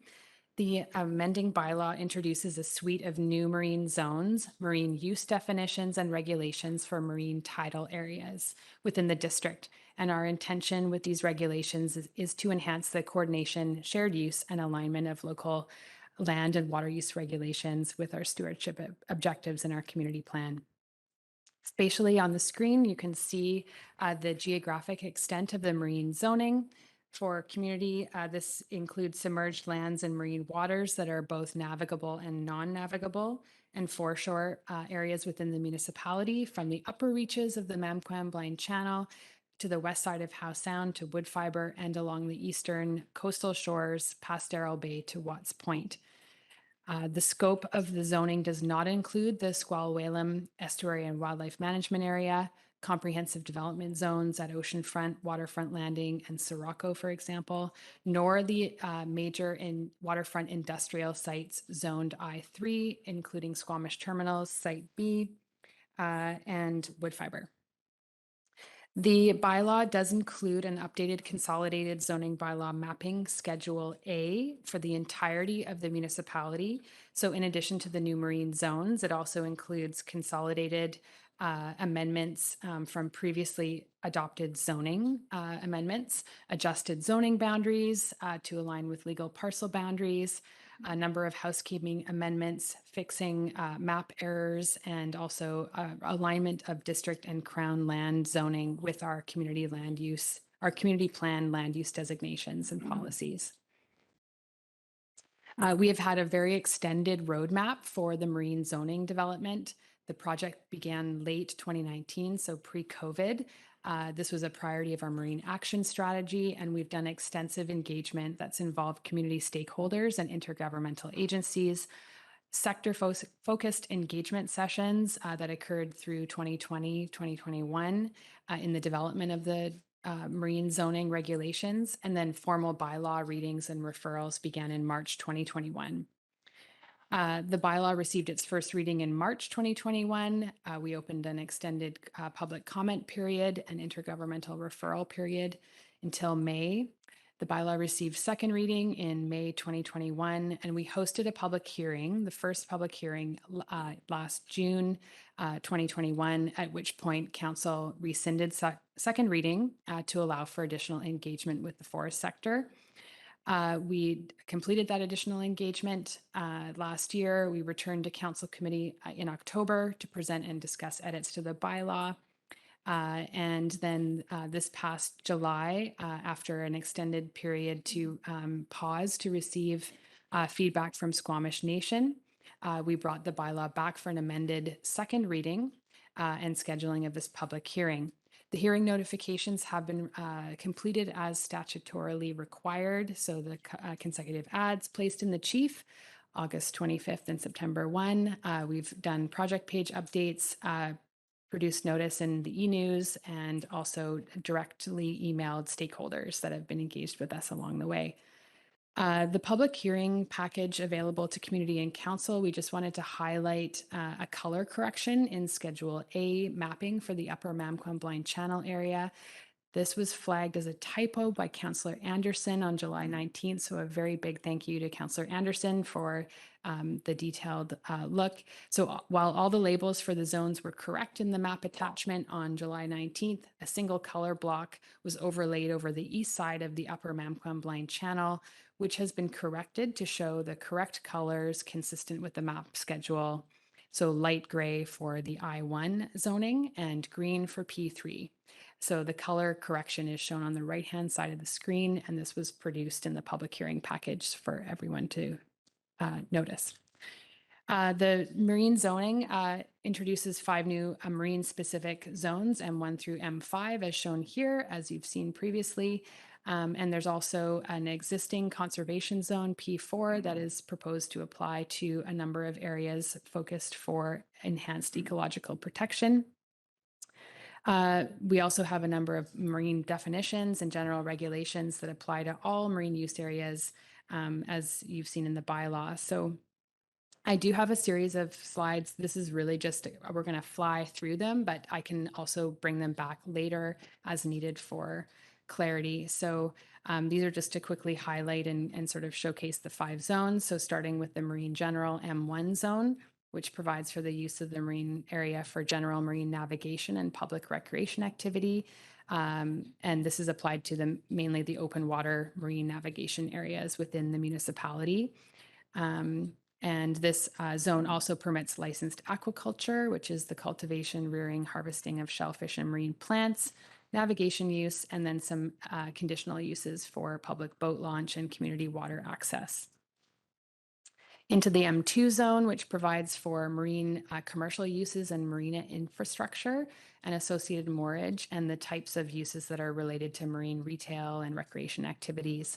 So this is applied to existing commercial marina facilities within Squamish, which all have industrial zoning by and large within the zoning right now. And there's a very long list of permitted uses that you'll see in the zoning that are typically associated with marina uses. And I will keep moving through. M3 is to provide public marine recreation and access and regulate recreational activities, access and moorage. So this has been applied to start with to the Wunek water lot within the Mamquam Blind Channel. And it could be applied to other marine recreation focused water lots in future. This also allows for marine transportation services for passenger ferries, boat charters, and water taxis. And marine log storage is covered in M4 zone, which aligns with the current tenured log storage sites within the marine coastal area. These are, this is a zoning that's applied outside of the general industrial log sort and intensive sites at Site B and at Watts Point, which is a broader kind of land-based zoning. So we have applied this to aquatic crown lands, and there are regulations respecting siting for log storage that are included within the zoning. The M5 zone, the last marine zone, introduces marine transportation facilities, and this is a site-specific zone applied to Darrell Bay Ferry Terminal, specifically the area under the ministerial order for ferry terminal use. Principal uses in the M5 zone are docks, floats and piers, ferry terminal, marine transportation service, piling and dolphins, public boat launch, which was a new addition that you will recall from July 2022, as well as accessory uses. And then this just highlights the P4. This is an existing P4 zone that we created in 2018 to protect and enhance land and water areas with high ecological value. And this area or this zoning provides for limited public access and use, and it really focuses on habitat protection, management, and enhancement. So trails, education, interpretive signage, and display is allowed within this zone. We've applied it to 3 marine areas, so the upper reaches, the upper half of the upper Mamquam Blind Channel, the Stopmas River outlet, as well as the west side of the Cattermole Slough, where there's a marsh bench that exists. Respecting navigation, as you will recall, but we haven't talked about for a long time, the marine zoning does deal with navigation. It's a federal jurisdiction and common law right. We acknowledge navigation occurring in all marine areas, and as well as marine navigation aids. Marine navigation is permitted also within marine areas within P4.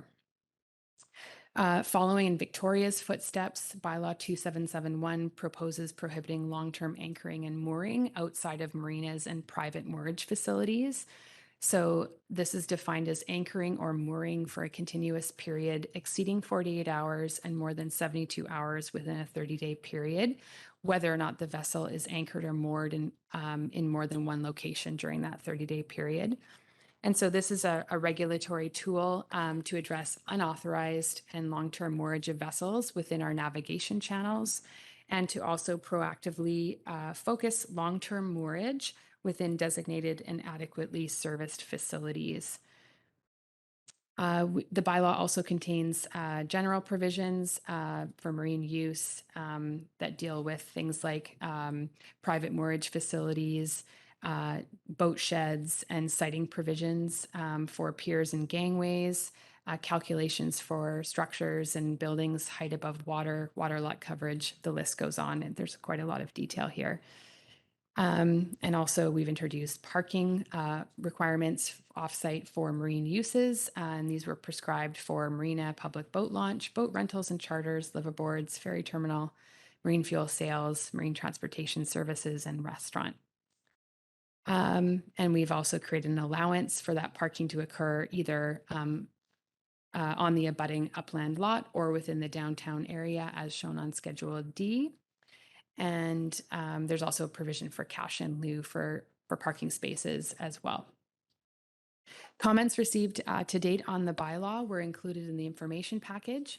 We've done a lot of intergovernmental review as mentioned, and so we've received comments from Squamish Nation, Transport Canada, Fisheries and Oceans Canada, Ministry of Transportation Highways, Ministry of Forests, and the SLRD as well. And then stakeholder public comments that came in were really focused in two key areas. So focused around log handling and storage regulations that were raised with forest tenure holders and BC timber sales back in at the original public hearing.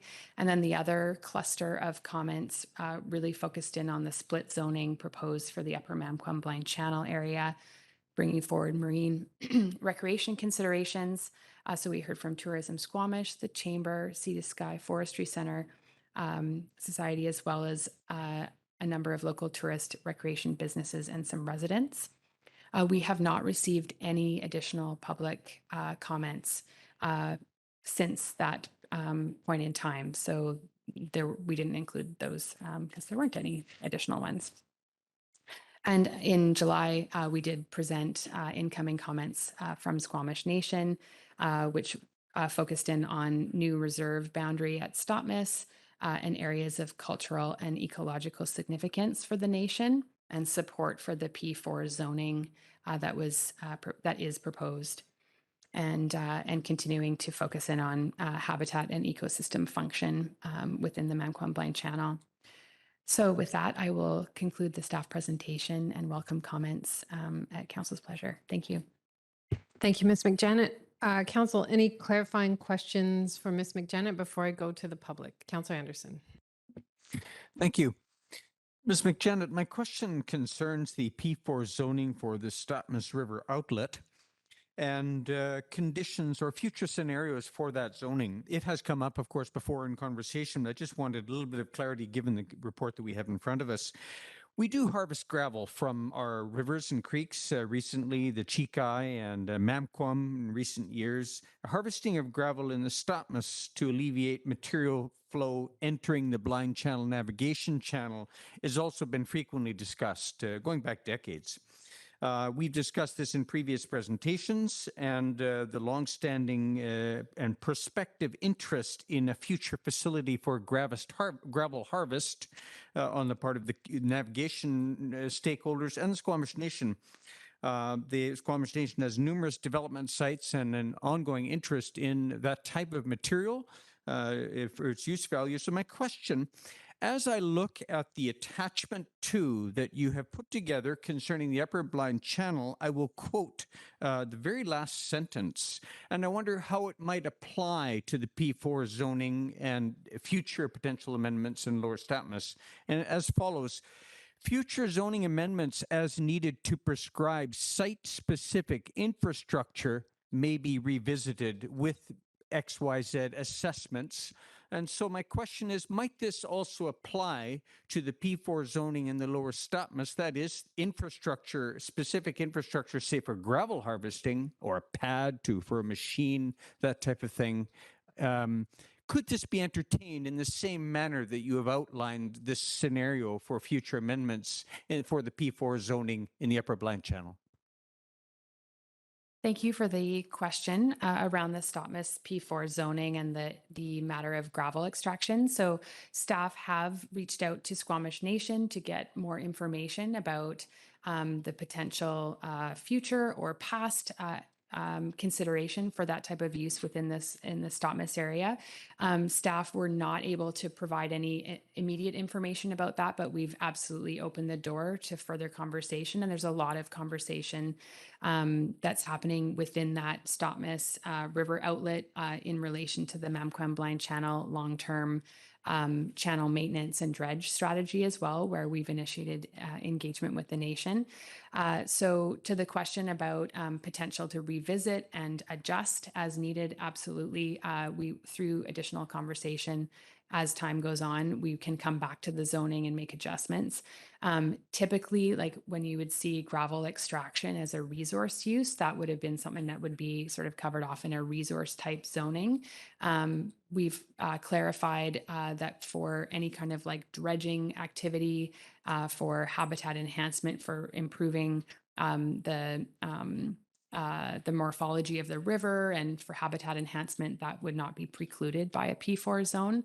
So we just have to better understand with the nation what the extent of the extraction is and where that's happening. But we just don't have very much information at this point in time, but there's opportunity to revisit in future.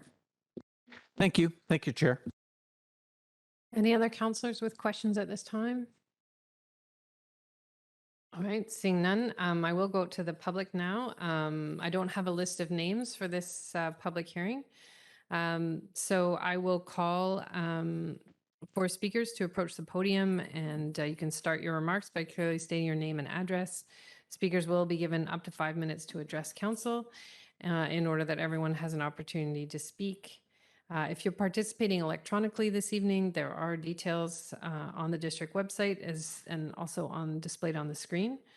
But to get on the speakers list, if you are participating electronically, if you're on the phone, it is *3. And if you are on WebEx on your computer or cell phone, you go to the participant panel and click on the hand icon. When it's your turn to speak, there will be a moderator who will communicate with you. You'll hear a voice prompt if you're on your telephone. You'll have a dialog box pop up if you're on WebEx. And then we ask that once you've addressed council, that you put your hand down if you're participating electronically, again, just by dialing *3 or clicking on the hand icon again on WebEx. If you've spoken and you used up your 5 minutes, but you want to address council again, we do allow that, but we give all new speakers a chance to speak before we go back and repeat speakers who have already addressed council. So with that, I will see if there's anyone at City Hall who wishes to address council on the marine zoning public hearing. Not seeing any hands. Ms. Murray, is there anyone online who's raised their hand? There isn't, Mayor Elliott. All right, I will come back to City Hall. There's now a hand. Please step forward and your name and address or neighborhood, and you have 5 minutes to address council. Hi, Spencer Fitchin, 2298 Greenwood Way in Squamish. Just a very quick question. I've read, I believe it was yesterday, of a proposal by a company to start a ship breaking business at Port Mellon. And just curious is whether or not that's been considered as an activity that we would try to avoid in the upper part of Howe Sound and whether that's been considered as part of the bylaws, one of the uses that would not be allowed when looking at the zoning package. Thank you. Thank you for that question. I will just see if there's anyone else at City Hall wishes to speak. And again, online, *3 or the hand icon in WebEx.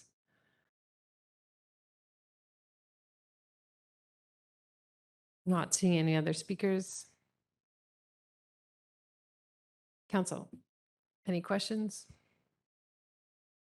Council French? Thanks, Mayor. Inspired by Mr. Fitchin, I'm wondering if staff could address this notion of shipbreaking. Does this make any mention of that type of activity? Thanks. Thanks for the question. With the information that I have, which is limited, but in terms of the use, ship breaking or sort of salvage and pulling apart, we would consider that a industrial, like a heavier industrial use. Currently, our marine zones for the zones right now, the new M1 to M5 zones don't contemplate that kind of industrial use. So that would be something that would be would trigger a rezoning. We would have to look at that more closely with respect to the general industrial zoning that we have. There's certainly a water-based component and then a land-based component there. But right now it's not contemplated within the other marine zones. Thank you. All right, Council, any other questions? Seeing no hands at City Hall, not seeing any hands electronically. It is a requirement of a public hearing for me to ask 3 times if there is anyone else who wishes to speak before we can close the public hearing. So I will ask for a first time, is there anyone else who wants to speak or make a submission? For a second time, is there anyone else who wants to speak or make a submission? And for a third and final time, is there anyone else who wants to speak or make a submission? All right, seeing no hands from the public or from council, please note that council members are not permitted to receive any further submissions or hear either from a proponent or opponent to an application once the public hearing has been concluded. This means we can't speak to you out in the community or receive emails or phone calls on any of the bylaws until a decision on the bylaw has been made. Any and all communication from this point forward must be to our staff. If there are no further speakers, I declare the hearing closed. Thank you very much. Thank you, Ms. McJanet.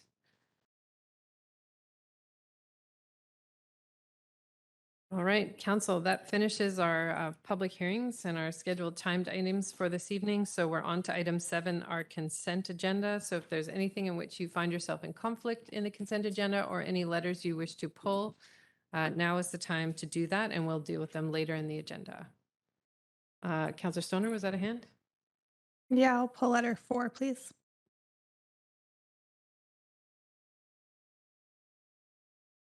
Too late, Councillor Bengill. No. I wanted to pull the regular business minutes from Tuesday, July 19.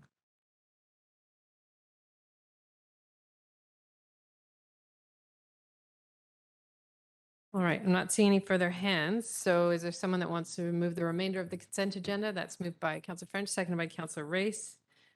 Any opposed? Motion carries. So Council will deal with those items. Where have they gone, Shar?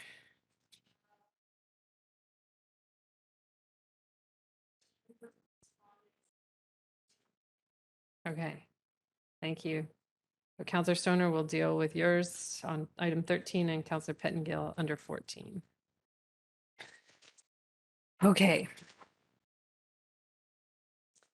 We're now on item 8, consideration of council committee recommendations. We had a recommendation from Thinking Back, July 26th, Committee of the Whole, around our memorandum of understanding. And And so the recommendation is to authorize the CAO to sign the 3-year transit expansion initiatives MOU, amending year 2 to reflect 3,500 service hours to South Squamish, oceanfront, and off-peak frequency improvements, and that the District of Squamish provide free transit on municipal election day, October 15th. Moved by Councillor Stoner, seconded by Councillor French. Any opposed? Motion carries. Also on that date, motions around the Howe Sound Biosphere Region Initiative Society, that we refer the MOU with Howe Sound Biosphere Region Initiative Society to staff to bring back a report to council on the ways the district can engage with the Howe Sound Biosphere Region Initiative and support both financially and in kind, and that a letter of support be provided to the Howe Sound Biosphere Region Initiative Society for the updated Howe Sound Community Forum Principles of Cooperation, and that council budget to host a Howe Sound Community Forum in 2025. Moved by Councillor Race, seconded by Councillor Stoner. Any opposed? Motion carries. Council, you will see that back on the agenda in October. And then there is a very long motion related to the North Crumpet Neighborhood Plan Engagement Report. This is around step 6. And really that was for us to receive the engagement report. That as part of step 7, there's a number of considerations that need to be met. I won't read that out. Moved by Councillor Stoner, seconded by Councillor Herford. Any opposed? Councillor Pettengill opposes. Councillor French opposes. Motion carries.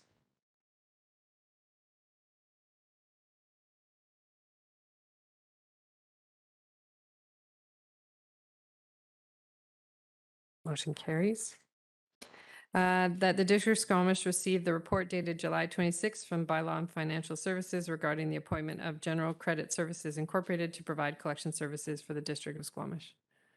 Moved by Councillor French, seconded by Councillor Herford. Any opposed? Motion carries. Okay, under 9A1, District of Squamish Single-Use Items Reduction Bylaw. This is an amendment for paper straws. Mr. Picketts.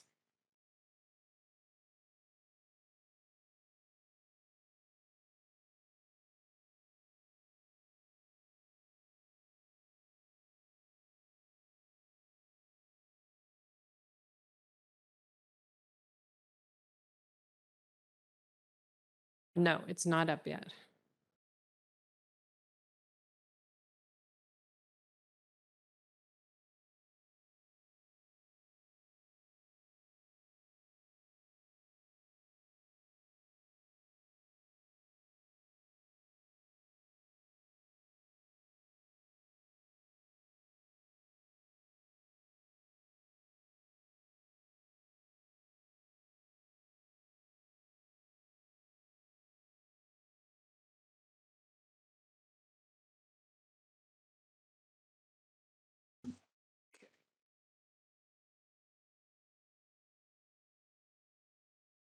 Great. Thank you very much, Mayor and Council. My name is Ian Picketts. I'm the Manager of Sustainability and Climate Change, and we are joined online by Shannon White, our Integrated Solid Waste Specialist. We are here today to present Bylaw Amendment 2923 to amend the Single-Use Items Reduction Bylaw 2881. This is a housekeeping amendment that provides more specific language and clarity about the bylaw. We have only made changes directly related to one clarification for straws, as we didn't want to do a more fulsome review or require a legal opinion or other. We propose changing 2 definitions.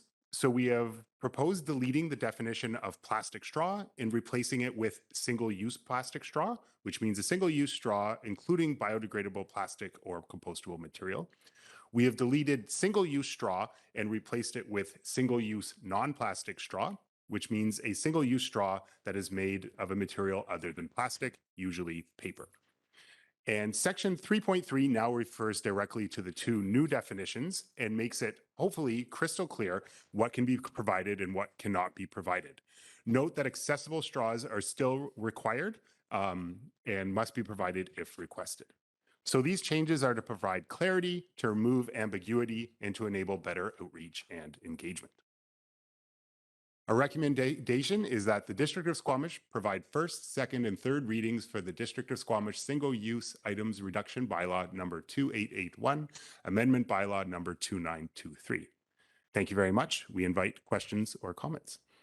Thank you, Mr. Pickett. Council, do you have any questions about our paper straw amendment? Go ahead, Councillor Herford. Thank you.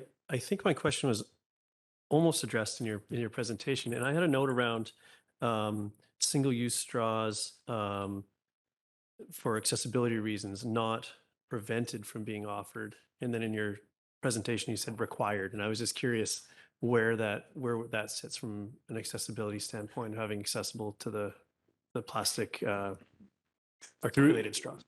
Through the chair, Ms. White, please feel free to jump in to provide further clarification. But I'm quite confident in my understanding that a accessible straw is required and must be given to someone if requested.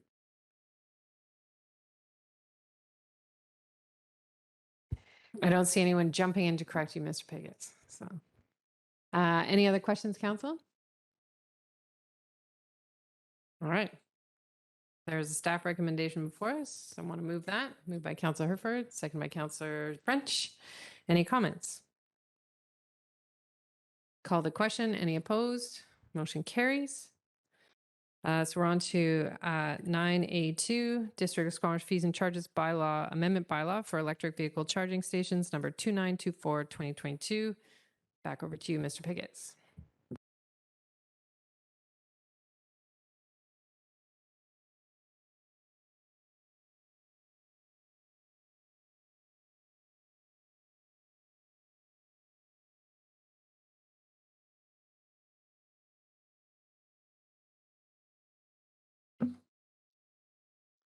Great. Thank you very much. My name is still Ian Pickett, and I'm the Manager of Sustainability and Climate Change here at the District of Squamish.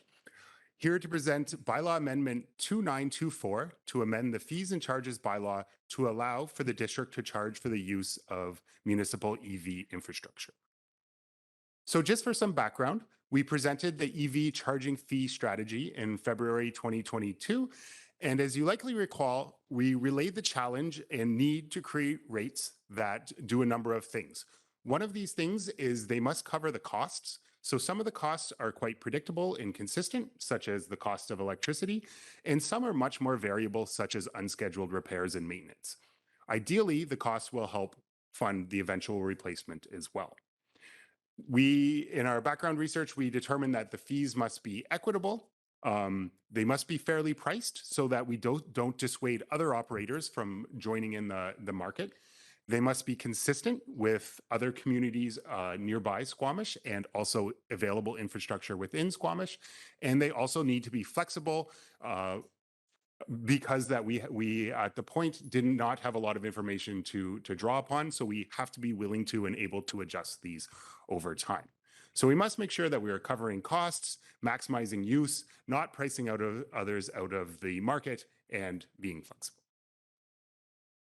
So the summary of changes is proposed for Schedule 26, and the costs are $2 an hour for level 2 chargers, or 25 cents a minute, or $15 an hour for fast chargers, also known as level 3 chargers.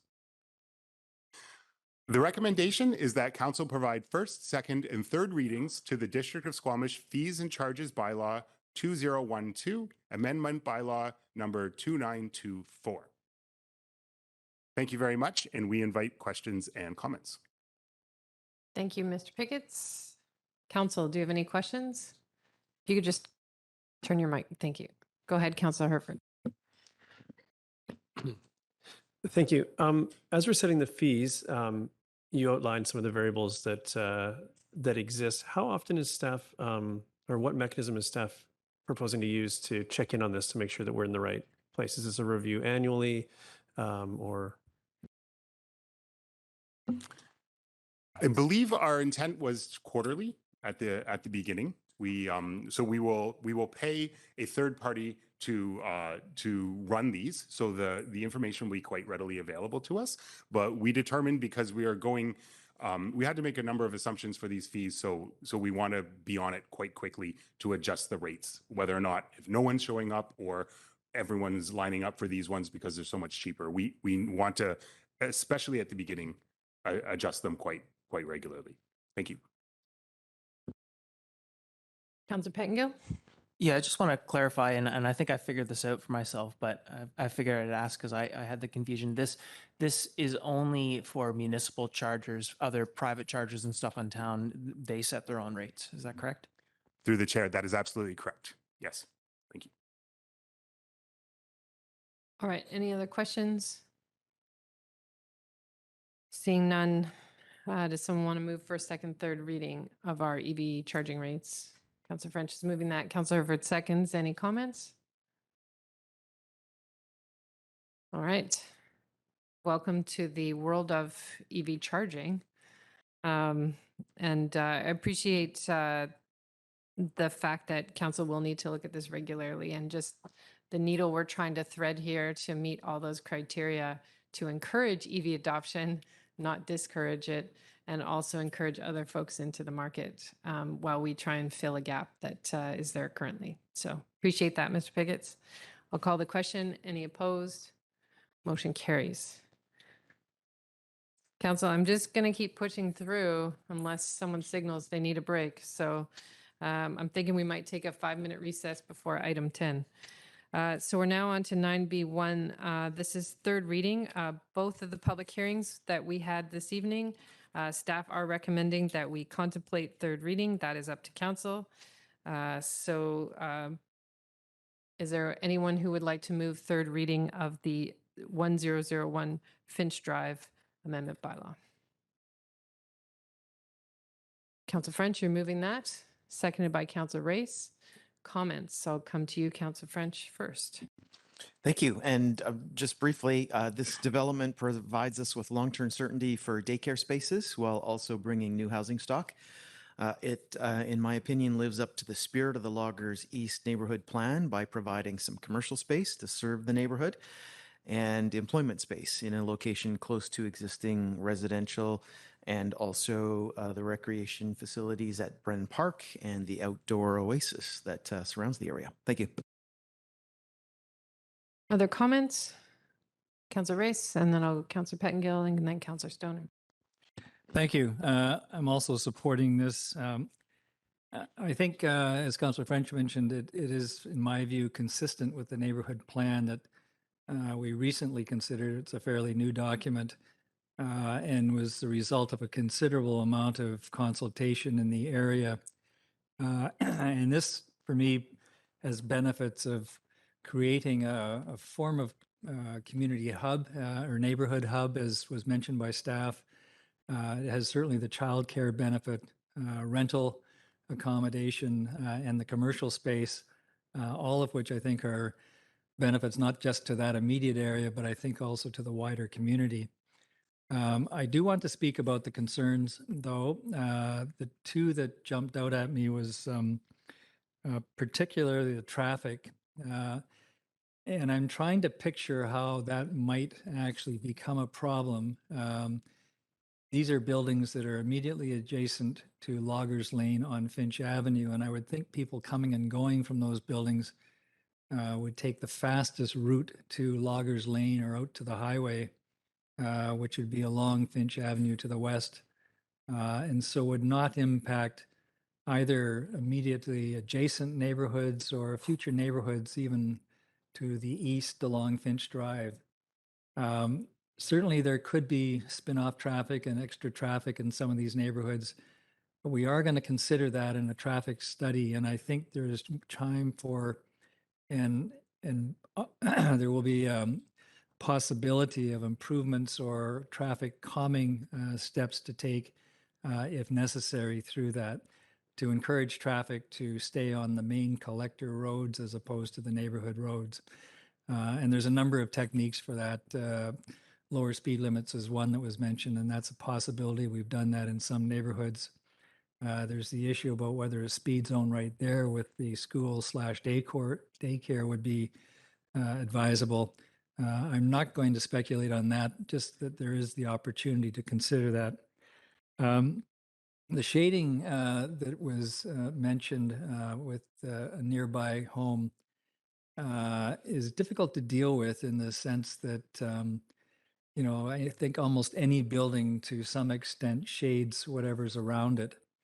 There is a fair distance between that building, the proposed building, and that home. Finch is a wide street. There's a significant setback in the design of the proponent's building that's the subject of this bylaw.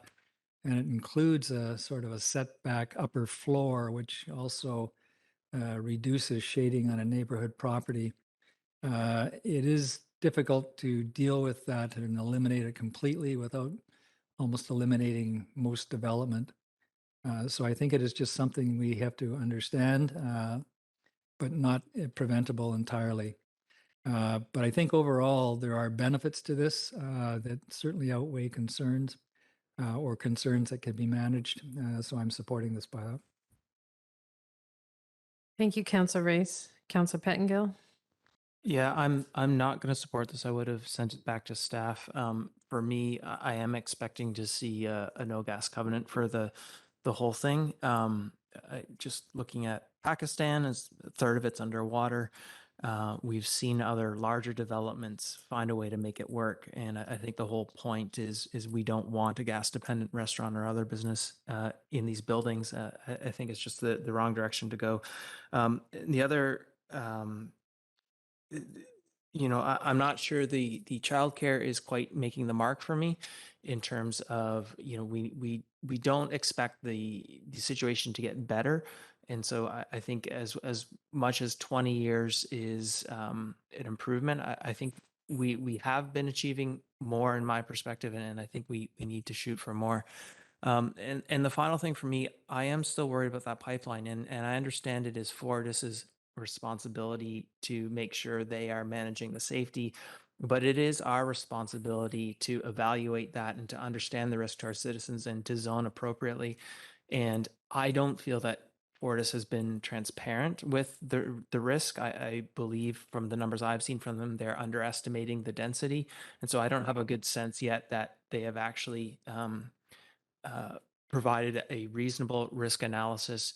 And so I'm not left understanding that with the amount of setback, which is very little, that is sufficient. Actually, everything I read suggests quite to the contrary, that we should be looking at about a 200-meter setback at least with this level of infrastructure in that area. So that's not necessarily a developer's problem, but I think that is our problem with the information we got at the end of July. I'm not able to support a lot of density along this route. Thank you. Councillor Stoner.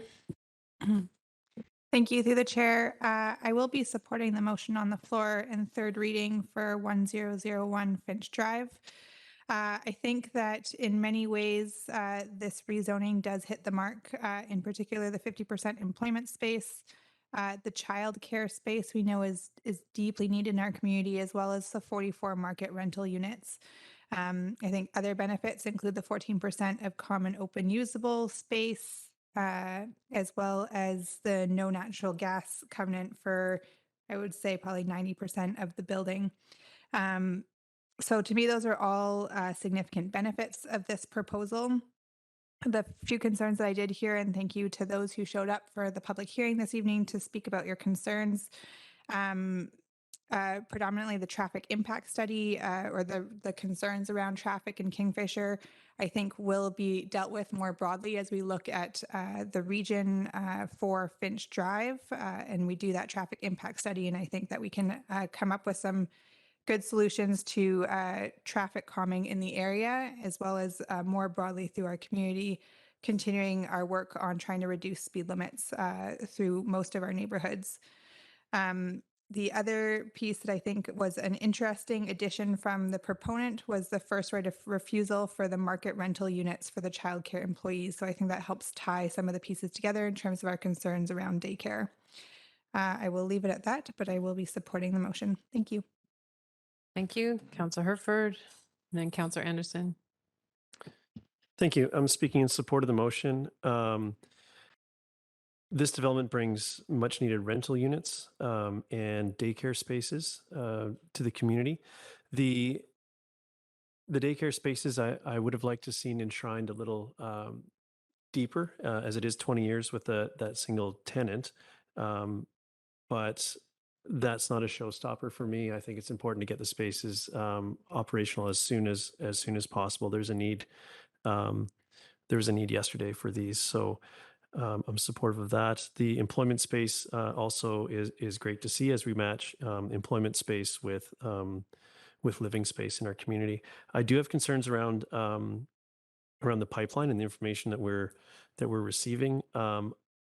However, I'm having a hard time. I can't hold a developer to a standard that I can't, that we don't have. We don't exist. It's from our information that we've seen so far, it's to the highest standard that there is. And until I see something clearly articulated otherwise from another order of government, that's what I need to go on. I do acknowledge that there are some traffic concerns in the neighborhood, as there are in many of our neighborhoods, and this particular area is under study, and the final design will be forthcoming and should address those concerns. Yeah, so I'll be supporting. Thank you. Councillor Anderson? Thank you. I will also be speaking in favor of the motion to grant third reading. I won't dwell on some of the benefits of this project, as my colleagues have outlined them that I support, notably the rental. I'll speak to some of the themes and concerns brought up by some of our correspondents and guests this evening. First of all, the commercial uses, what might we expect there? I think this is going to be one to watch. There will be lessons to be learned for new subdivisions and their neighborhood hubs elsewhere. And I think there are some important issues and puzzles to solve as to what is the right fit, what will evolve, these are new types of commercial uses or situations for commercial uses that we'll learn from over time. The traffic issues raised by Mr. Gray, Ms. Clark. I'm satisfied that with staff's assurance that there is a review, a more general review happening for the neighborhood. I will hope that that review will give attention to a concern brought up by one of our correspondents about parking on the street.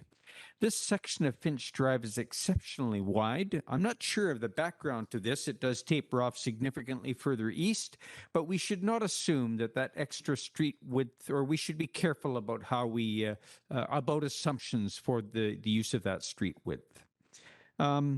Finally, concerns raised by Mr. Christensen regarding the height.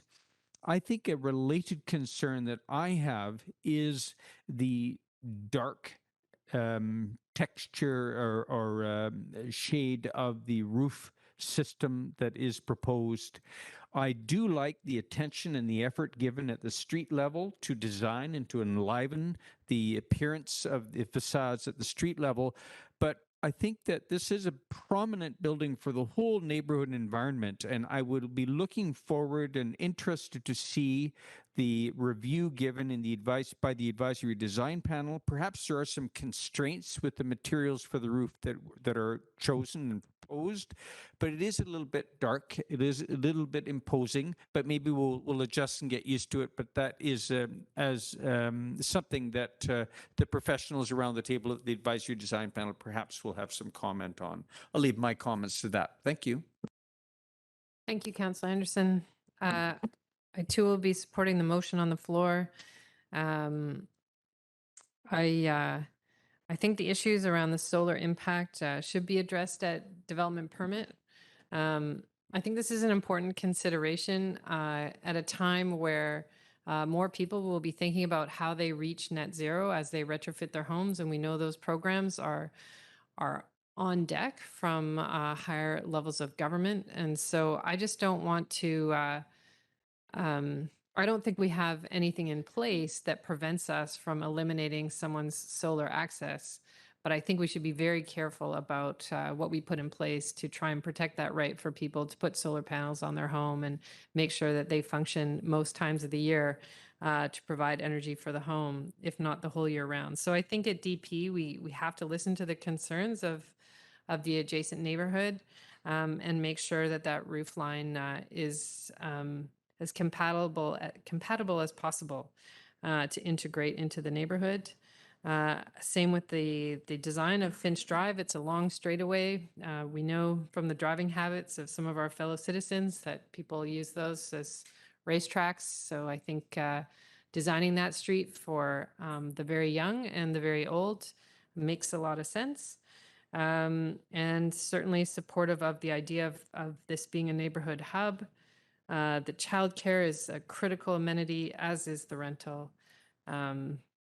So I will support this going forward. I will call the question. Any opposed? Councillor Pettengill opposes. Motion carries. Thank you. And I just need to turn the page here. And now on District of Squamish zoning bylaw, amendment bylaw for marine zones number 2771. Council may consider third reading. I will certainly move third reading if there's a seconder. Seconded by Councillor Herford. Do you wish to speak? Go ahead. Thank you. I'll be supporting the motion. I'm struck by how much work and attention to detail went into this project, and it's been a long time coming, but that wasn't because it sat anywhere. It's because work was being performed, and I'm happy with where we arrived. And as with all things, I'm sure there will be adjustments required going forward, but substantively, this is a very impressive piece of work, and I'm happy to support it. Thank you. Other speakers on the marine zoning? Go ahead, Councillor Reyes. Thank you. It has been a long time, and I can remember an early meeting that I was at with Ms. McJanet and a consultant, Ms. Pasego, several years ago now, where we were talking about the scope of this and what we might consider, and Council just passed the motion to get this moving. And it's been a fair length of time, and there was an early meeting I can recall going to at the Adventure Center in the theater there with the different users and excuse me, of the waterfront. And I have to admit, even though I use the waterfront, I was surprised at the number of users, and some of them I had never known just were around. So there was some extensive consultation, certainly, to come to the preparation of this. And even after that, we got to second reading and went back for some more consultation with different people. Along the way, this bylaw in draft form and the consultation was presented by Ms. McJanet. I was at meetings in the Howe Sound area where it was put forward, and I can tell you the response was very favorable. I think it's fair to say it was looked at by other representatives of local governments in the Howe Sound area as a leading edge document, and something I think all of us as a community can be proud of. So I'm very happy to be supporting this, to see it here, and the work that went into it. The one final comment I'll make was I know there was some concern about possible future infrastructure in the Upper Blind Channel, particularly tourism infrastructure. And I think I'm happy with where we landed on that, we'll start off with the P3 zoning, and if there is specific infrastructure proposed, deal with it on a site-specific basis with the sensitivities of the area in mind. And I think that is a good solution rather than trying to speculate on what might come in the future. So I am supporting this. Councillor Anderson.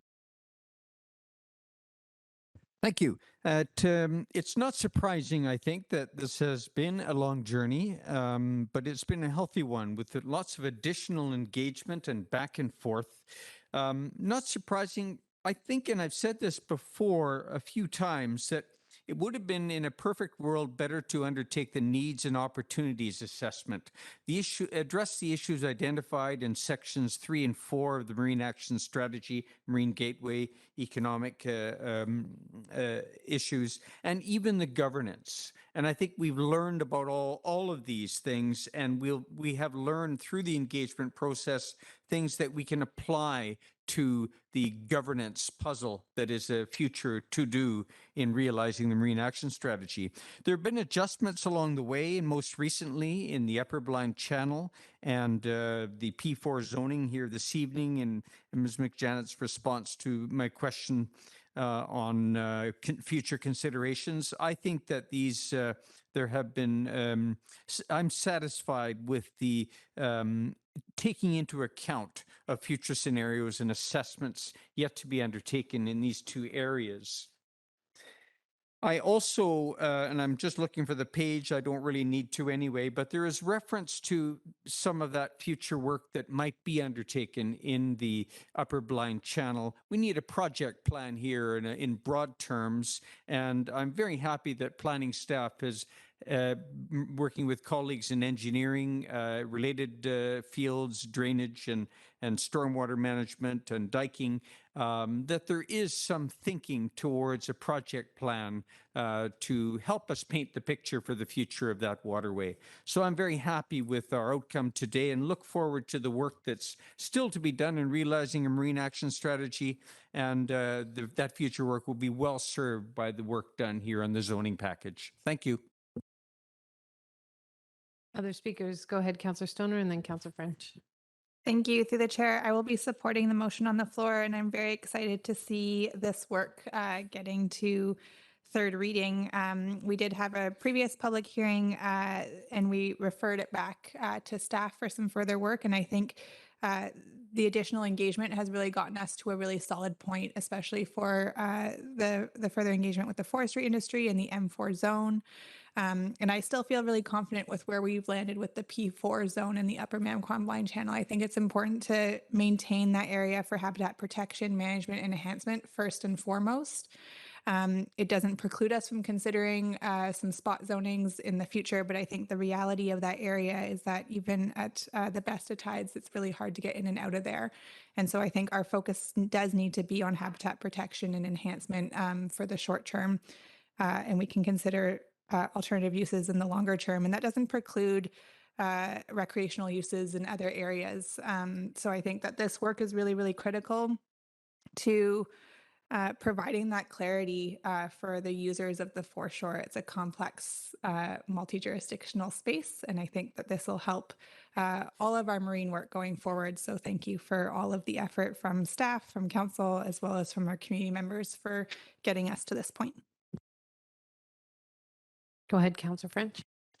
Thanks, Mayor. In speaking in favor of the motion, I want to acknowledge the good work of our staff on this file. It took a little longer for us to get to here, to where we're at. And I think that the extra time that it took was time well spent. And in my mind, how we have the steps we've taken to get to where we're at today is a classic example of how the system should work. We maybe didn't have it exactly where it needed to be a year ago. And there was some consultation that needed to be added that wasn't picked up in the early going.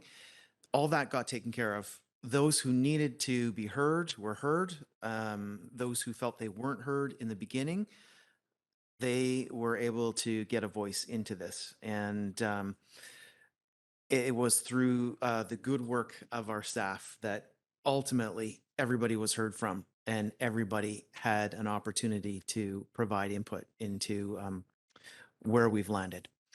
So I'll be supporting the motion.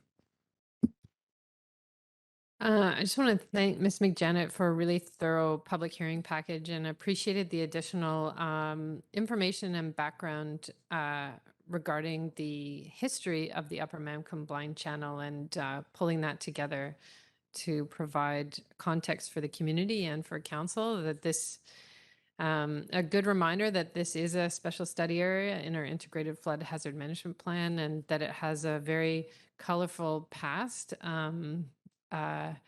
So I think that's a place where future councils are really going to have to put their mind to how to balance all those pressures in that particular area. But I think the P4 zone establishes a holding pattern until we can complete those studies and figure out what the best way forward is around the flood prevention and sea level rise prevention in that area.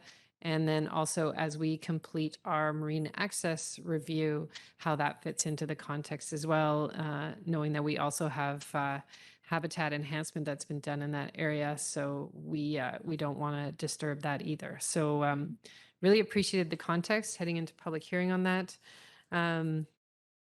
This is a tremendous leap forward, I think, for our zoning and having this context for, as Councillor Stoner said, a really complex interplay between the upland uses and water uses. And so fantastic job on the engagement that you've done through this whole long process and keeping council aligned and with you as you went along. There were certainly some complexities on this file that required some time to wade through and figure out.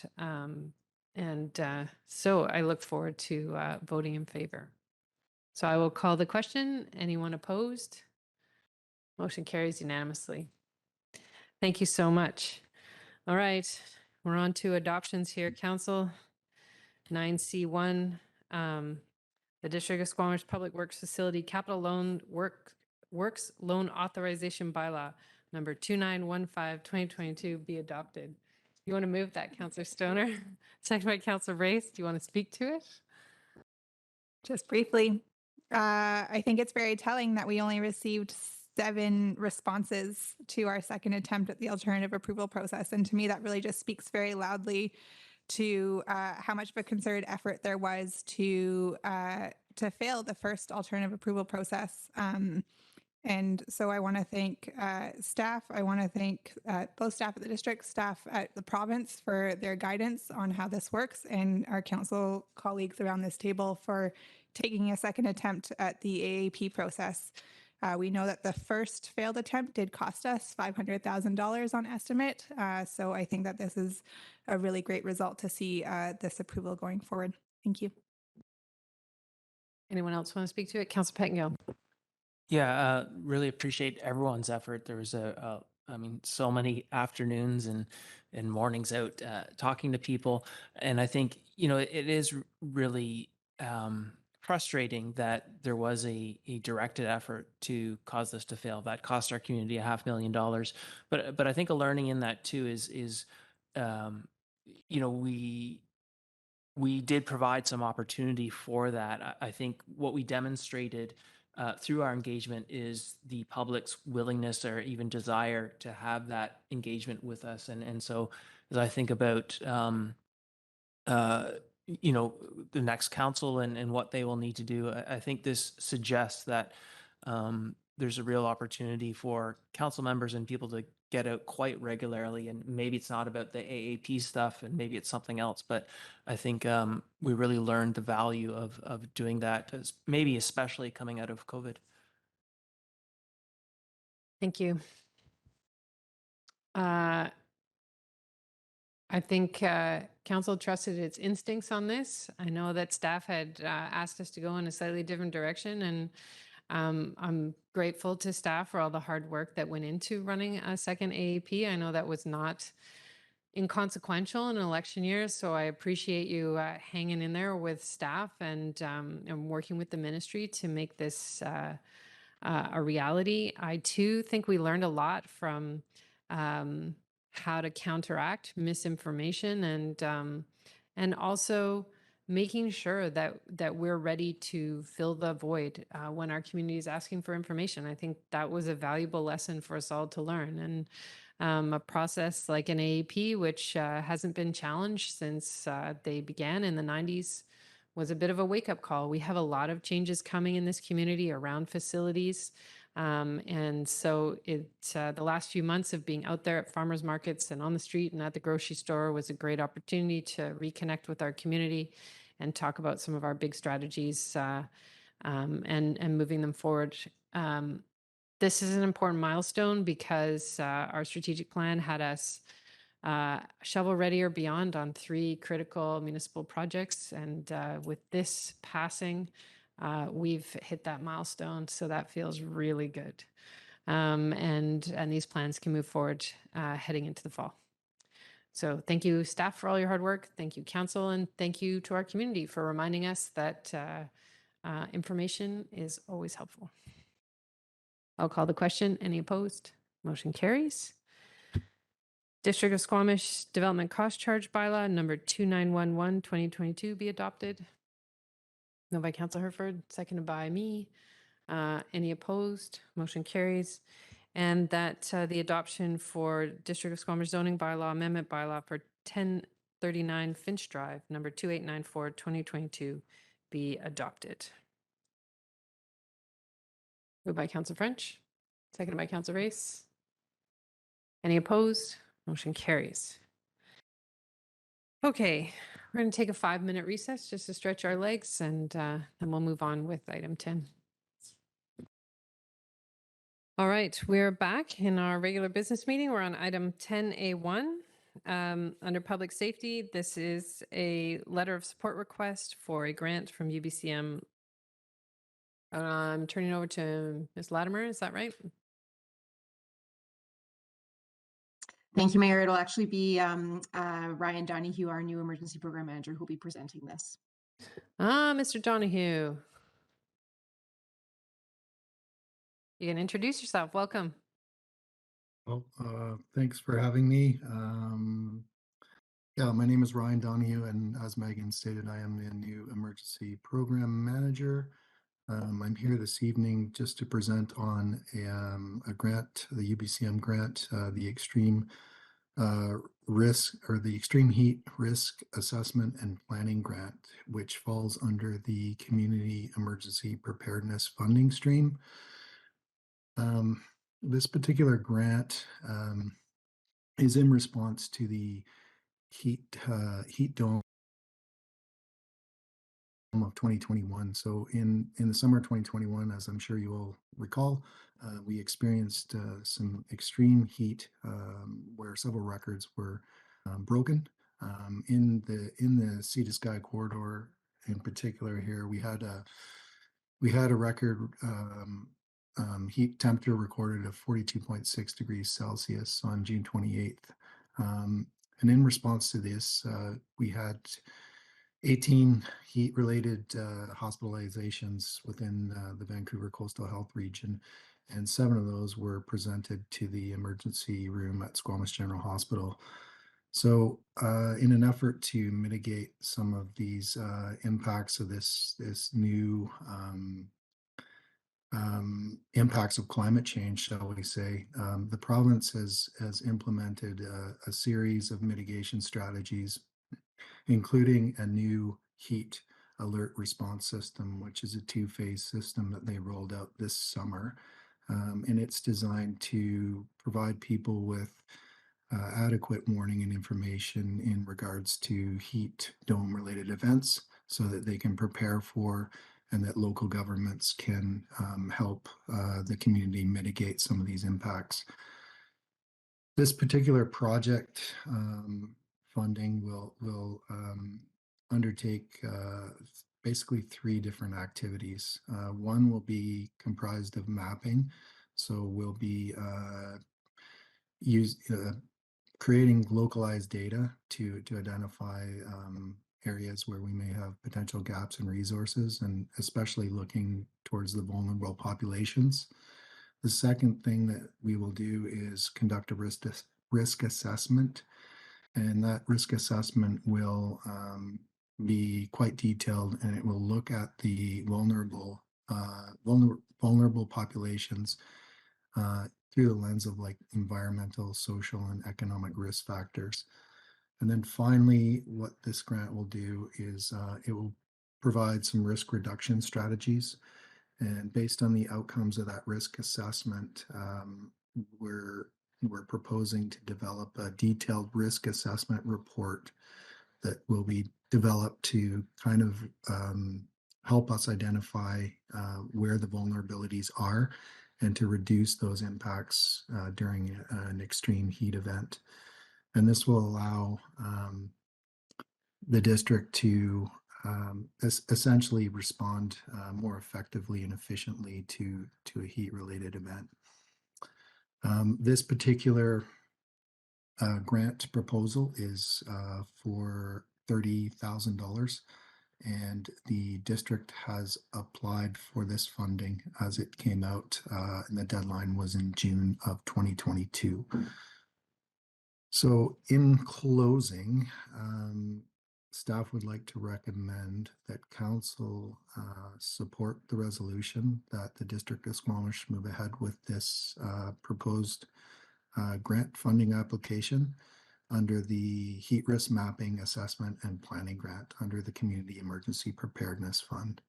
And with that, I will turn this back over to the chair and answer any questions that council may have. Thank you, Mr. Donahue. Council, do you have any questions? Councillor Stoner? Yeah, just briefly, thank you through the chair. Just curious if we're successful with the grant, if the work will be done by our staff internally or if we'll be hiring some support to complete the work.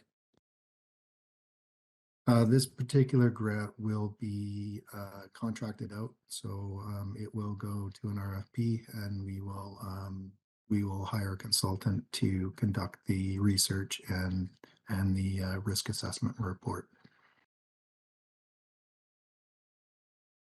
Great. Any other questions? Seeing none, does someone want to move? Councillor Rice moves the staff recommendation, second by Councillor French. Nice to see the province acting so quickly to make funds available through VCM for this. I know it's on everyone's minds. Call the question. Any opposed? Motion carries. Thank you very much for joining us this evening, Mr. Donahue. Thank you for having me. All right, we're on 10B1, Chikai Fan Debris Flow Barrier Crown Land Tenure Application. Who is speaking to this one?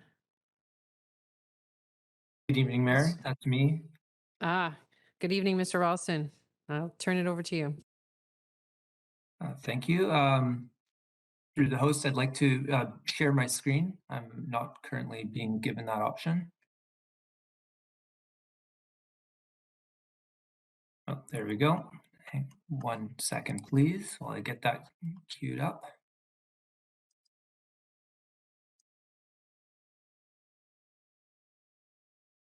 Are you able to see my screen? Yes, we can. Sorry. Go ahead, Mr. Ralston. Good evening, Mayor and Council. I'm David Rolson. I'm the Manager of Municipal Infrastructure with the District of Squamish. I have a brief presentation tonight regarding the Chikai Fan barrier. So I'm going to provide a high-level presentation on the Chikai Fan this evening. The intent is not to go into details on Chikai Fan hazard or risk. A detailed presentation was provided to Council in June of last year on that topic. So the main intent is to provide a brief refresher and ultimately seeking Council authority for 2 items. To submit a Crown land tenure application in the district's name that will allow for construction, operations and maintenance of the Chikai Fan debris flow barrier. And the second is to provide a letter of agency to the province that authorizes Squamish Sea to Sky developments to submit and manage the application on behalf of the district.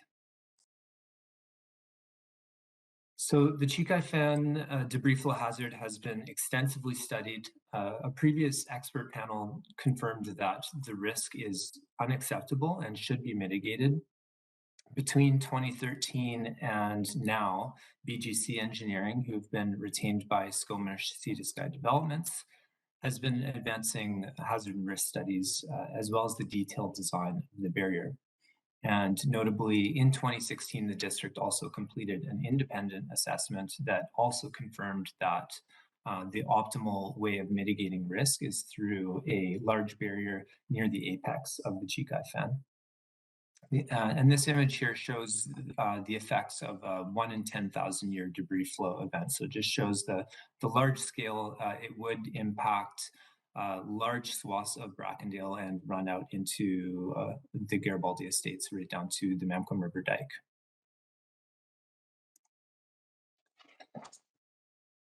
So the proposed barrier is to be funded through development, and this is just some brief background on the development.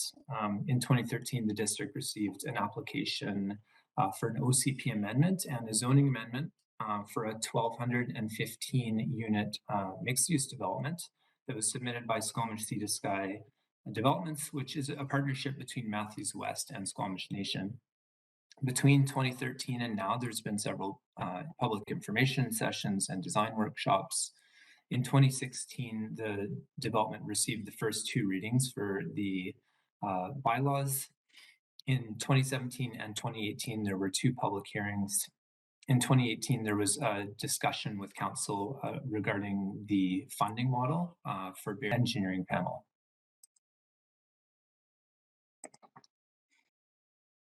So as part of the 3rd reading, there's a detailed list of conditions that was prepared that needed to be met prior to adoption of the OCP and rezoning amendment bylaws, and many of which pertain to hazard and risk. So those included finalizing the hazard and risk assessments, which has now been completed, to complete the detailed design of mitigation, which is ongoing, and that included a subcondition, which was to collaboratively secure permits and land tenure for the mitigation structures. To prepare operations and maintenance manuals, as well as the associated costs and a funding model. So that work is also ongoing and will be presented to council in 2023. And then finally, to complete a final quantitative risk assessment that confirms that the post-mitigation risk meets the district's risk tolerance criteria. And as I mentioned, ultimately, the developer is required to fund the construction of the barrier. Upon completion of construction, the district will be the maintenance authority for the mitigation. So Squamish Sea to Sky Developments has been working to address all of these conditions, including seeking land tenure for the barrier, which will be located on Crown land. In November of last year, SSSD submitted an application in their name. And in July of this year, the province notified SSSD that the application needed to be submitted in the district's name, given that we will ultimately be owning and maintaining the barrier. Per the district's officer and delegation bylaw, it's required to receive council authority in order to submit a Crown land tenure application. So staff have reviewed this, and submission of this application doesn't commit the district to anything at this stage. It simply allows for this review process by the province to continue. Ultimately, council will have the discretion as to whether to approve rezoning and also whether or not to enter into this land tenure agreement. So based on that, staff don't see any risk in submitting the application in the district's name at this time. In the future, prior to actually entering into the agreement, we should enter into a 10-year or a third-party agreement with SSSD. Given that the district's name would be on that agreement, we want to be covered for financial and liability reasons. So we would enter into a third-party agreement that covered items like financial security, indemnifying the district, insurance, and so on. So further work is required to reach that third-party agreement with SSSD. But given that at this time we're simply seeking to continue the review process with the province, that doesn't need to be resolved at this time, but it will be something that we continue to work on over the next several months. Submitting this application in the district's name is time sensitive. There are First Nation consultations requirements, and SSD at this stage is targeting to initiate construction in fall of 2023. All of the work related to the application, to its administration and management, will be completed by SSSD on the district's behalf, and that requires a letter of agency authorizing them to work on the district's behalf.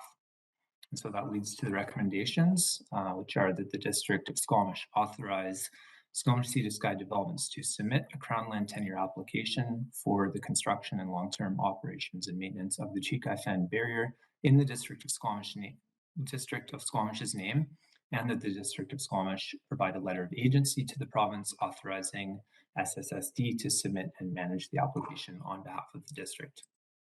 So with that, I'll hand it back to the chair for any questions. Thank you, Mr. Ralston. So let's stay focused on not the details of the structure and the risk mitigation. Let's stay focused on the Crown tenure application. Councillor Anderson, French, Stoner.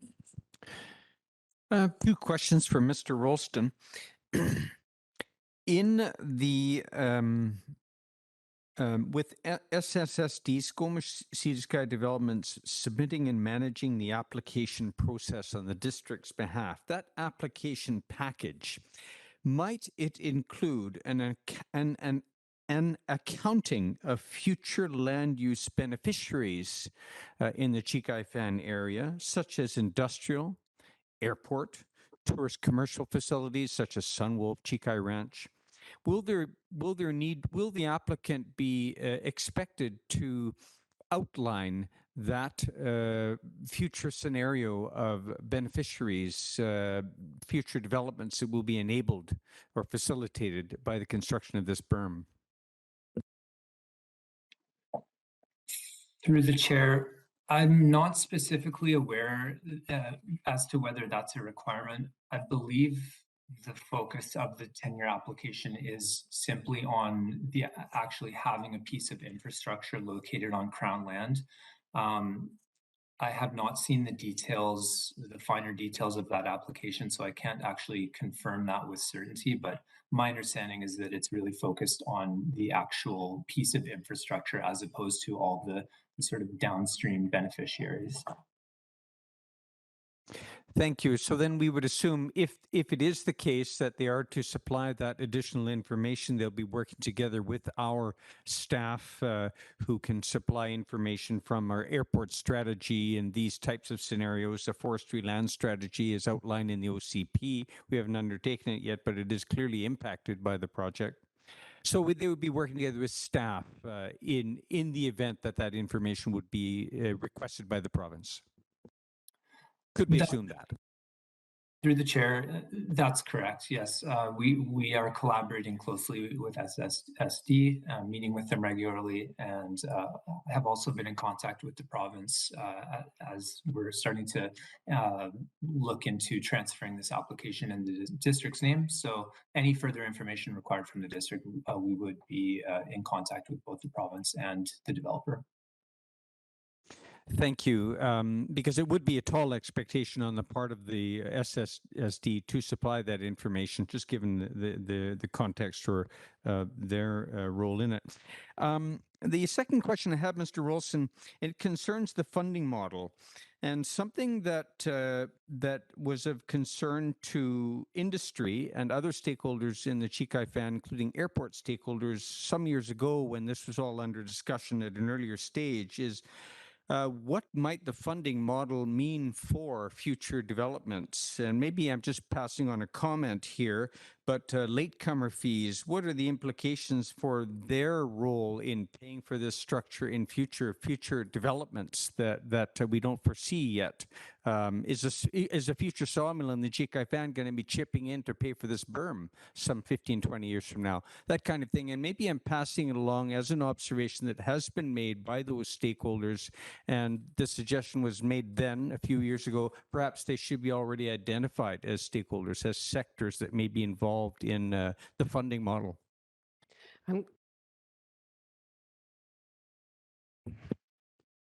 Go to Mr. Buxton just to address that. It's not really part of the Crown tenure, but it is one of the conditions of adoption. Yes. Thank you. Through the chair, Gary Buxton, one of the general managers here.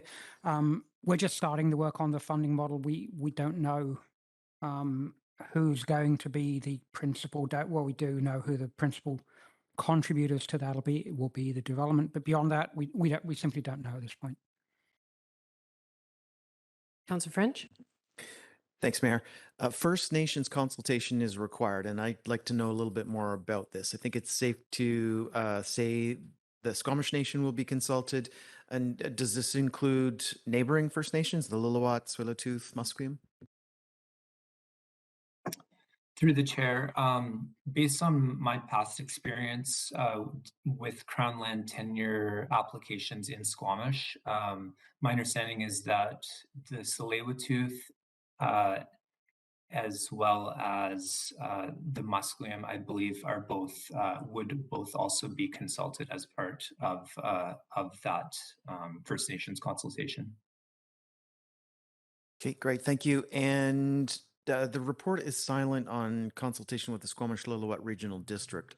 I think it's safe to say that there's not a requirement to consult with the SLRD, or maybe that's not the case. Could you just address consultation with the regional district? Through the chair, we have been in contact with the SLRD, and I believe that we would need to reach some form of agreement with them as part of this, given that currently the barrier is located outside of the district boundary and within the Squamish-Lillooet Regional District, so we would need to reach some form of agreement with them as well. Councillor Stoner.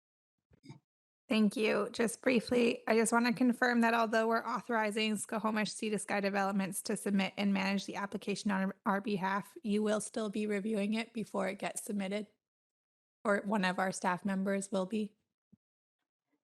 Through the chair, the application was actually submitted already in November of 2021 in SSSD's name, and now we're looking to simply transfer that to the district, and we will be reviewing that as part of this process to ensure that we're happy with everything that's been submitted.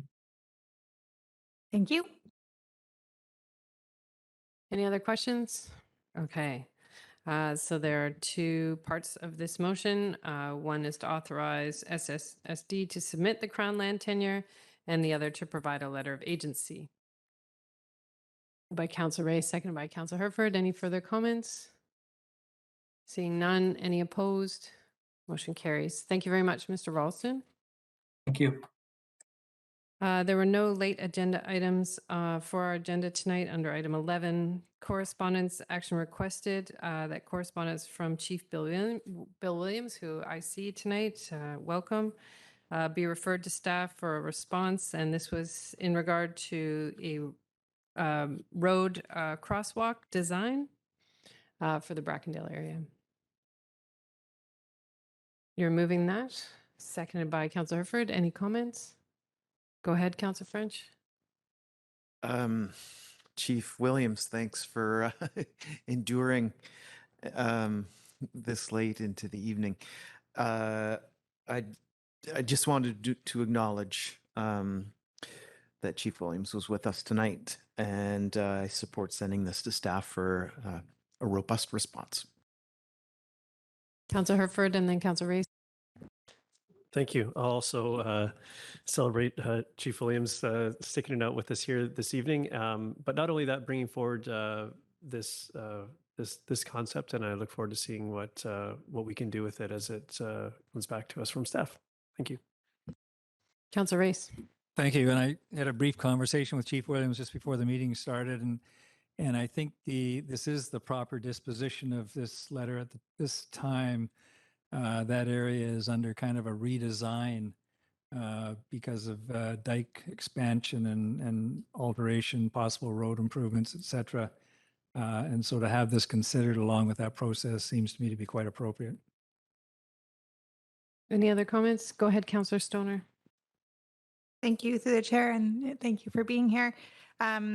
I would also just encourage staff to reach out to Squamish Arts and see if there's any opportunity with some of their mural projects to advance some of this work, given their ongoing work streams. Thank you. Councillor Pettengill. Yeah, and I just wanted to clarify, I guess it was my understanding that staff might be looking for some direction. I just want to be clear that this is the best next step is to refer to staff for a response, and there's no direction required at this point. You can certainly provide direction if you'd like at this point. I guess I would be interested to see what the follow-up is. I think it's quite an exciting idea, and so yeah, I guess I would sort of like to know how this progresses. I think one of the important things when we contemplate crosswalk designs is that we have not been increasing our road painting budget in our budget process for the last few years, but these more intricate designs, if we want them to persist, will require us to increase our road painting budget. They use a different kind of paint. As we saw when the rainbow crosswalk was vandalized, there is an expectation by the community that we'll fix it right away. And unfortunately, we don't budget for that. We budget for our annual line painting allowance. And so I think referring back to staff is appropriate. And I guess for me, it is balancing what is a beautiful design for a crosswalk, but that wears over time with how we might want to represent the same thing, but permanently in the same area. And that's why Councillor Stoner's suggestion to also connect with Squamish Arts on this idea, because the more specialized crosswalks we create in town, I think Council, it's incumbent upon us to remember that that will come with operational and budget implications to make sure that we maintain them over time. And something as important as a crosswalk that acknowledges the issue around children who didn't come back from residential school. I think that's something that we have to really carefully contemplate about if we're committing to that, what that costs, what that looks like, and what happens if it is vandalized, which would be horrible. But we saw that with our rainbow crosswalk. So I think it's not without some implications for us. And so I think it's important to send it to staff, for staff to engage with our community partners and see if there's a way to move this idea forward, whether as a crosswalk or another form of art that sort of boldly and proudly reminds the community of the tragic history of residential schools so that we don't forget. So those are my thoughts to staff as we refer it back to them and to council. I won't be here likely at the table for those decisions, but I think they're important to weigh the pros and cons of our specialized crosswalks. So with that, I will call the question. Any opposed? Motion carries. Thank you so much, Chief Williams, for bringing that idea to us. It's a beautiful design. Council, next up under item 12.2, we have for council consideration the Howe Sound Unity Plan feedback for a Catsum Howe Sound Biosphere Region Reserve. I understand that Ms. McJanet is working on feedback and bringing this back to an agenda in October. I believe it's October 11th. I think that's the right date. But certainly in the meantime, there is a conference call on September 8th with the Howe Sound Biosphere Region. If you'd like to, we've all been invited to that. If you're available, you can certainly provide feedback through that mechanism or save your comments and they'll be captured on October 11th. But if there's any comments now for Ms. McJanet that you want to share for the record, I'm sure she'd be happy to take them. Otherwise, I would just refer this to staff to bring it back to committee of the whole. Councillor Race, refer? Were you seconding that? Okay, seconded by Councillor Pettengill. Comments? Councillor Pettengill? I did attend the first session and it was really informative. I think the one thing that does stick out to me is Ruth still is really spearheading this and putting in so much effort. And for me, that's the one thing that jumps to my mind is making sure that we're finding ways to support the sustainability of this, which is really so important. Thank you. I think our feedback is important as one of the larger municipalities in the Catsum Howe Sound Biosphere Region Initiative. I think it's incumbent upon us to not wait for the ideas to come forward, but to help generate some of them. And we have a vested interest in seeing this biosphere region prosper. They just received over $900,000 for biodiversity preservation in our region, and our community and citizens will benefit from that kind of work. So I think we should have a robust discussion on October 11th about how we see our participation in the future of this initiative, because I think there's benefits both ways. So call the question. Any opposed? Motion carries. Item 3 is also for council consideration. I believe there is an engagement process that we can participate in. Councillor Anderson. Mayor Elliott, I'd like to move that this Heritage Conservation Act Transformation Project information correspondence be referred to the Heritage Strategy Initiative being overseen by our planning department. And I'll speak to that if there's a seconder. Is there a seconder for that? Seconded by Councillor French. Go ahead.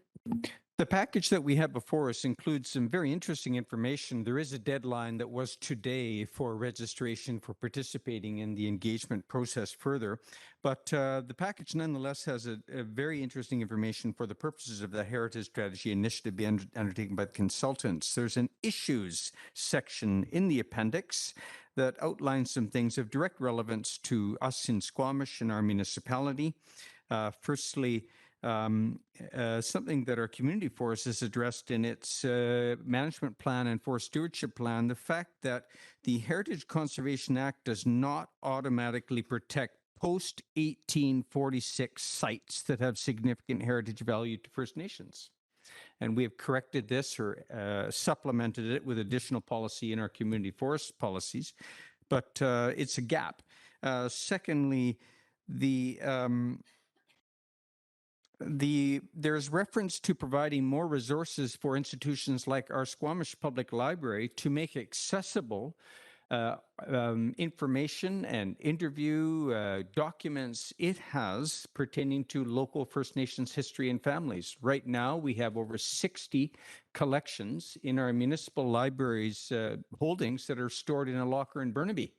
So this package suggests that the province needs to provide some resources to institutions such as our library to address this. Another one is support for regional archaeological overview assessments, a higher level or more attention to these assessments. We are giving attention to this in our marine strategy. But we have areas such as the 5 former village sites along Wilson Crescent and Carson Place that have no overview assessment. And so the suggestion is the province should help in assisting raising standards and providing resources. Finally, there's just general support for intangible cultural heritage, attention to this. And all of this should be of direct interest to our heritage strategy. And for this reason, I suggest that they be interested in the package. Thank you. Thank you, Councillor Anderson. There were some engagement events. I just was curious whether you were interested in attending on behalf of our council. Mary Elliott, thank you for the suggestion. I did catch the deadline in time and I have registered, and I'd be pleased to keep in touch with my colleagues and with the Community Forest Board as well in this. So I will be attending one of the sessions. Thank you so much. And if you'd like to report back on a future agenda for the end of our term, I'd appreciate that very much. And just let me know. I'll call the question on the motion presented by Councillor Anderson. Anyone opposed? Motion carries.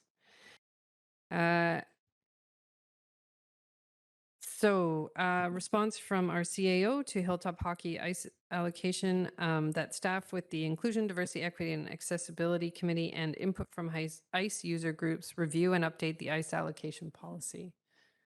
Moved by Councillor Herford, second by Councillor Race. Any comments on this? Councillor Herford? Thank you. I think this is an appropriate course of action. We've got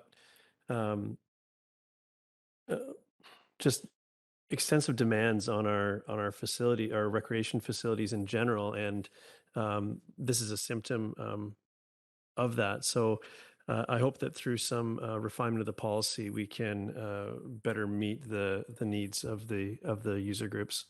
So I look forward to seeing the outcome of this work. Councillor Pettengill? Yeah, support the motion on our agenda. I really struggled with whether or not to hear from the request to appear.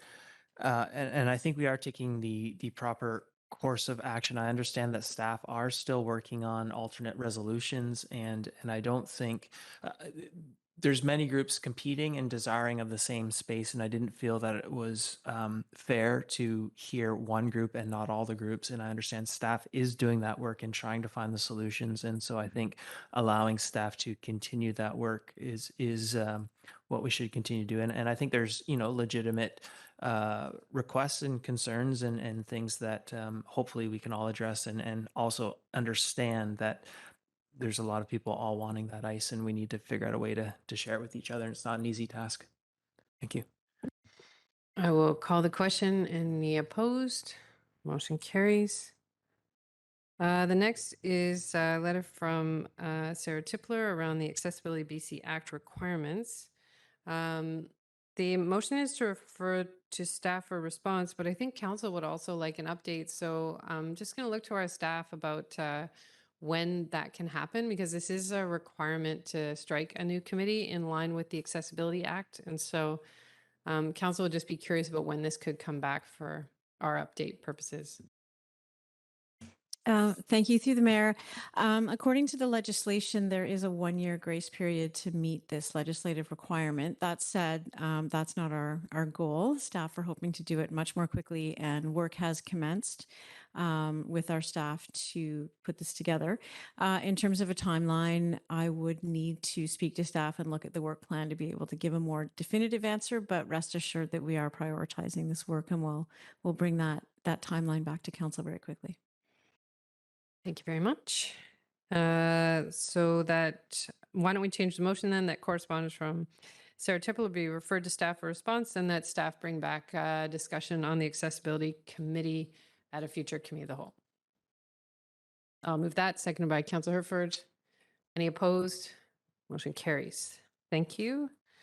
That correspondence regarding Fire Hall number 1 be referred for discussion at a future committee of the whole, and I can tell council that is scheduled for the last committee of the whole of September. That is on the agenda. Moved by Councillor French, seconded by Councillor Herford. Any comments? Any opposed? Motion carries. Okay, Councillor Stoner, you pulled letter 4, I believe, from correspondence in the consent agenda. If you want to speak to that now.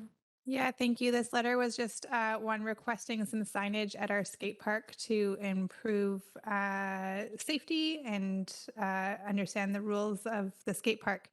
And so I was going to pull it to refer it to staff, but we then just received during this meeting an email from Mr. Lepage saying that it was already being printed and will be put up soon. So I just wanted to say thank you for expediting that, and I no longer need to make a resolution. Move receipt. Seconded by Councillor Herford. Any opposed? Motion carries. I love it when our staff anticipates our needs. It's amazing. Under 14, approval of minutes. Councillor Pettengill, you pulled minutes from July 19th? 29th? I think so. Let's just try and find. Yes, Tuesday, July 19th. And I guess I'm looking for a bit of help here. The resolution we passed on the one, is it one residential? The name of the building, I can't remember. Residential 1. Residential 1. Okay. It says as one of the conditions, securing mass timber use in building construction and 100% electric power, no gas. My recollection is that we had a discussion that it was actually not 100% electric power, that it would be something different for the commercial area and so on. And I understand that staff is operating according to the discussion as opposed to the resolution. And I guess I'm concerned that, I guess my feeling is that our resolutions should be, should clearly match what staff is doing. And so if it is our intent that the commercial exclude the 100% electric power, I would suggest that someone should put forward that correction so that staff's activities match exactly what the resolution is, and rather than have staff sort of try and interpret explicit resolutions after the fact. Because for me, this resolution as it is quite clear, and I would not expect a a permit for gas in some parts of the building, but I understand that is staff's understanding. So I think it's, personally, I would love it if we kept this resolution and staff adhere to that, but I don't think that was the council discussion. And so I'm suggesting that maybe someone wants to clarify that. And so, I guess my I think you need to clarify that. You pulled the minutes, so I think you need to direct in why did you pull the minutes and what would you have us do with them now? So I guess for me, the resolution is what I would prefer. So I wouldn't propose a different resolution. I guess my concern is that I think staff's understanding is that this doesn't require all electricity in the commercial spot. And so I think if it is, because I think council's discussion was that the rest of the council was fine with gas in the commercial. And so I think if that is council's intent, I would suggest that someone from council should move that. Otherwise, if we keep this, it would be my expectation that staff adheres to this, which is 100% electric. I'm not sure that that's how staff operates. They take the discussion and a direction from council on the day at the DP, but Council Race. Yeah, my suggestion for this particular item right now would be to refer the minutes back to staff to review meeting documentation, which would include the visual and clarify the minutes and bring it back to council before we approve them so that we know exactly what we put in there. Because somebody would have said something for the minute, for the resolution. So I think if we went back to the visual, to the archive, we'd have that clarified and then either we approve the minutes and then it may be a further discussion whether we somehow want to change the resolution. I'm not sure we do that, but that way we'd know exactly what we did. We're not relying on memory, and personally, I can't remember exactly what we said, but anyway. Did you want to do that referral, or it sounds like you want someone else to do that referral? I'm happy to refer this back to staff to clarify the resolution. From my perspective, the resolution does not match the discussion. So that's seconded by Council Race. Was that a hand? No. Okay. I'll call the question. Any opposed? So we'll bring those minutes back with clarity after review of the tape. I just dated myself. The video. Thank you, Councillor Pettengill. Any business arising from the minutes? We don't have anything under 16. Any notice of motion, Council? Nothing under council or staff in-camera announcements. We dealt with unscheduled public attendance, open question period, clarification related to agenda items. Nothing. Anyone online that might want to ask a question? No, we've outlasted everybody. Councilor staff announcements. Councilor Anderson. As we addressed at the beginning of the meeting this evening, we're approaching Forestry Week, which starts, I believe it's on the 17th, 18th of September. And there's a local event that's noteworthy. In fact, it is the most ambitious public showcasing and information sharing event concerning the wood sector ever organized in Squamish. It's being organized and hosted by Van Urban Timber and other local partner firms, the Manger and Sea to Sky Forestry Center. There will be a vendor village, high-powered speakers from UBC Faculty of Forestry talking about value-added wood and climate change.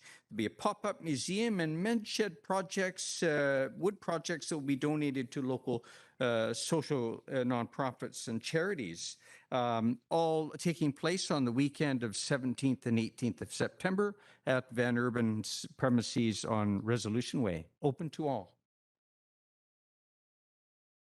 Thank you very much. BMX.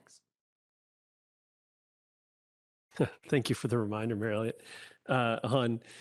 It's been a bit of a whirlwind lately, but on Saturday, I had the honor of attending the Sea to Sky Nationals BMX race, which marked the return of international BMX racing to Squamish, with competitors from as far away as Texas. I stayed and watched as many motos as I could, and the racing was at an extremely high caliber. And it's been amazing to see what how that facility has progressed, and how BMX racing is going is very healthy in Squamish. So it was great to see that back, and there was the energy of renewal and celebrating something that was missed amongst the group. So it was quite an event they held this weekend, and congratulations to everyone involved in making that happen and persevering as a volunteer organization through COVID time, and not just surviving, but accomplishing improvements to their venue, and hit the ground running with such an amazing international competition. Councilor Pettingill. Yeah, just a couple things. There is a screening of Fracking the Peace at OCM Pavilion on Thursday, and well worth checking out. And somewhat related, a locally filmed movie, a documentary, Where Do We Stand, about wood fiber LNG, is screening on September 17th at Quest University. And it's a local Quest student that did that documentary. Really wonderful to be back at Ampton the Park this summer, and sort of sad to see it end. It has picked up incredible steam, and it's just I would consider it a centerpiece event. I guess I'm somewhat biased, but just the crowds and the enthusiasm and all the different performers, it's just so cool to see. And thank you so much to everyone who volunteers, and I especially want to call out Brian Marchant, who donates his time and his equipment endlessly and brings his trailer out. And that guy has donated so much to our community in terms of live events. It's just unreal.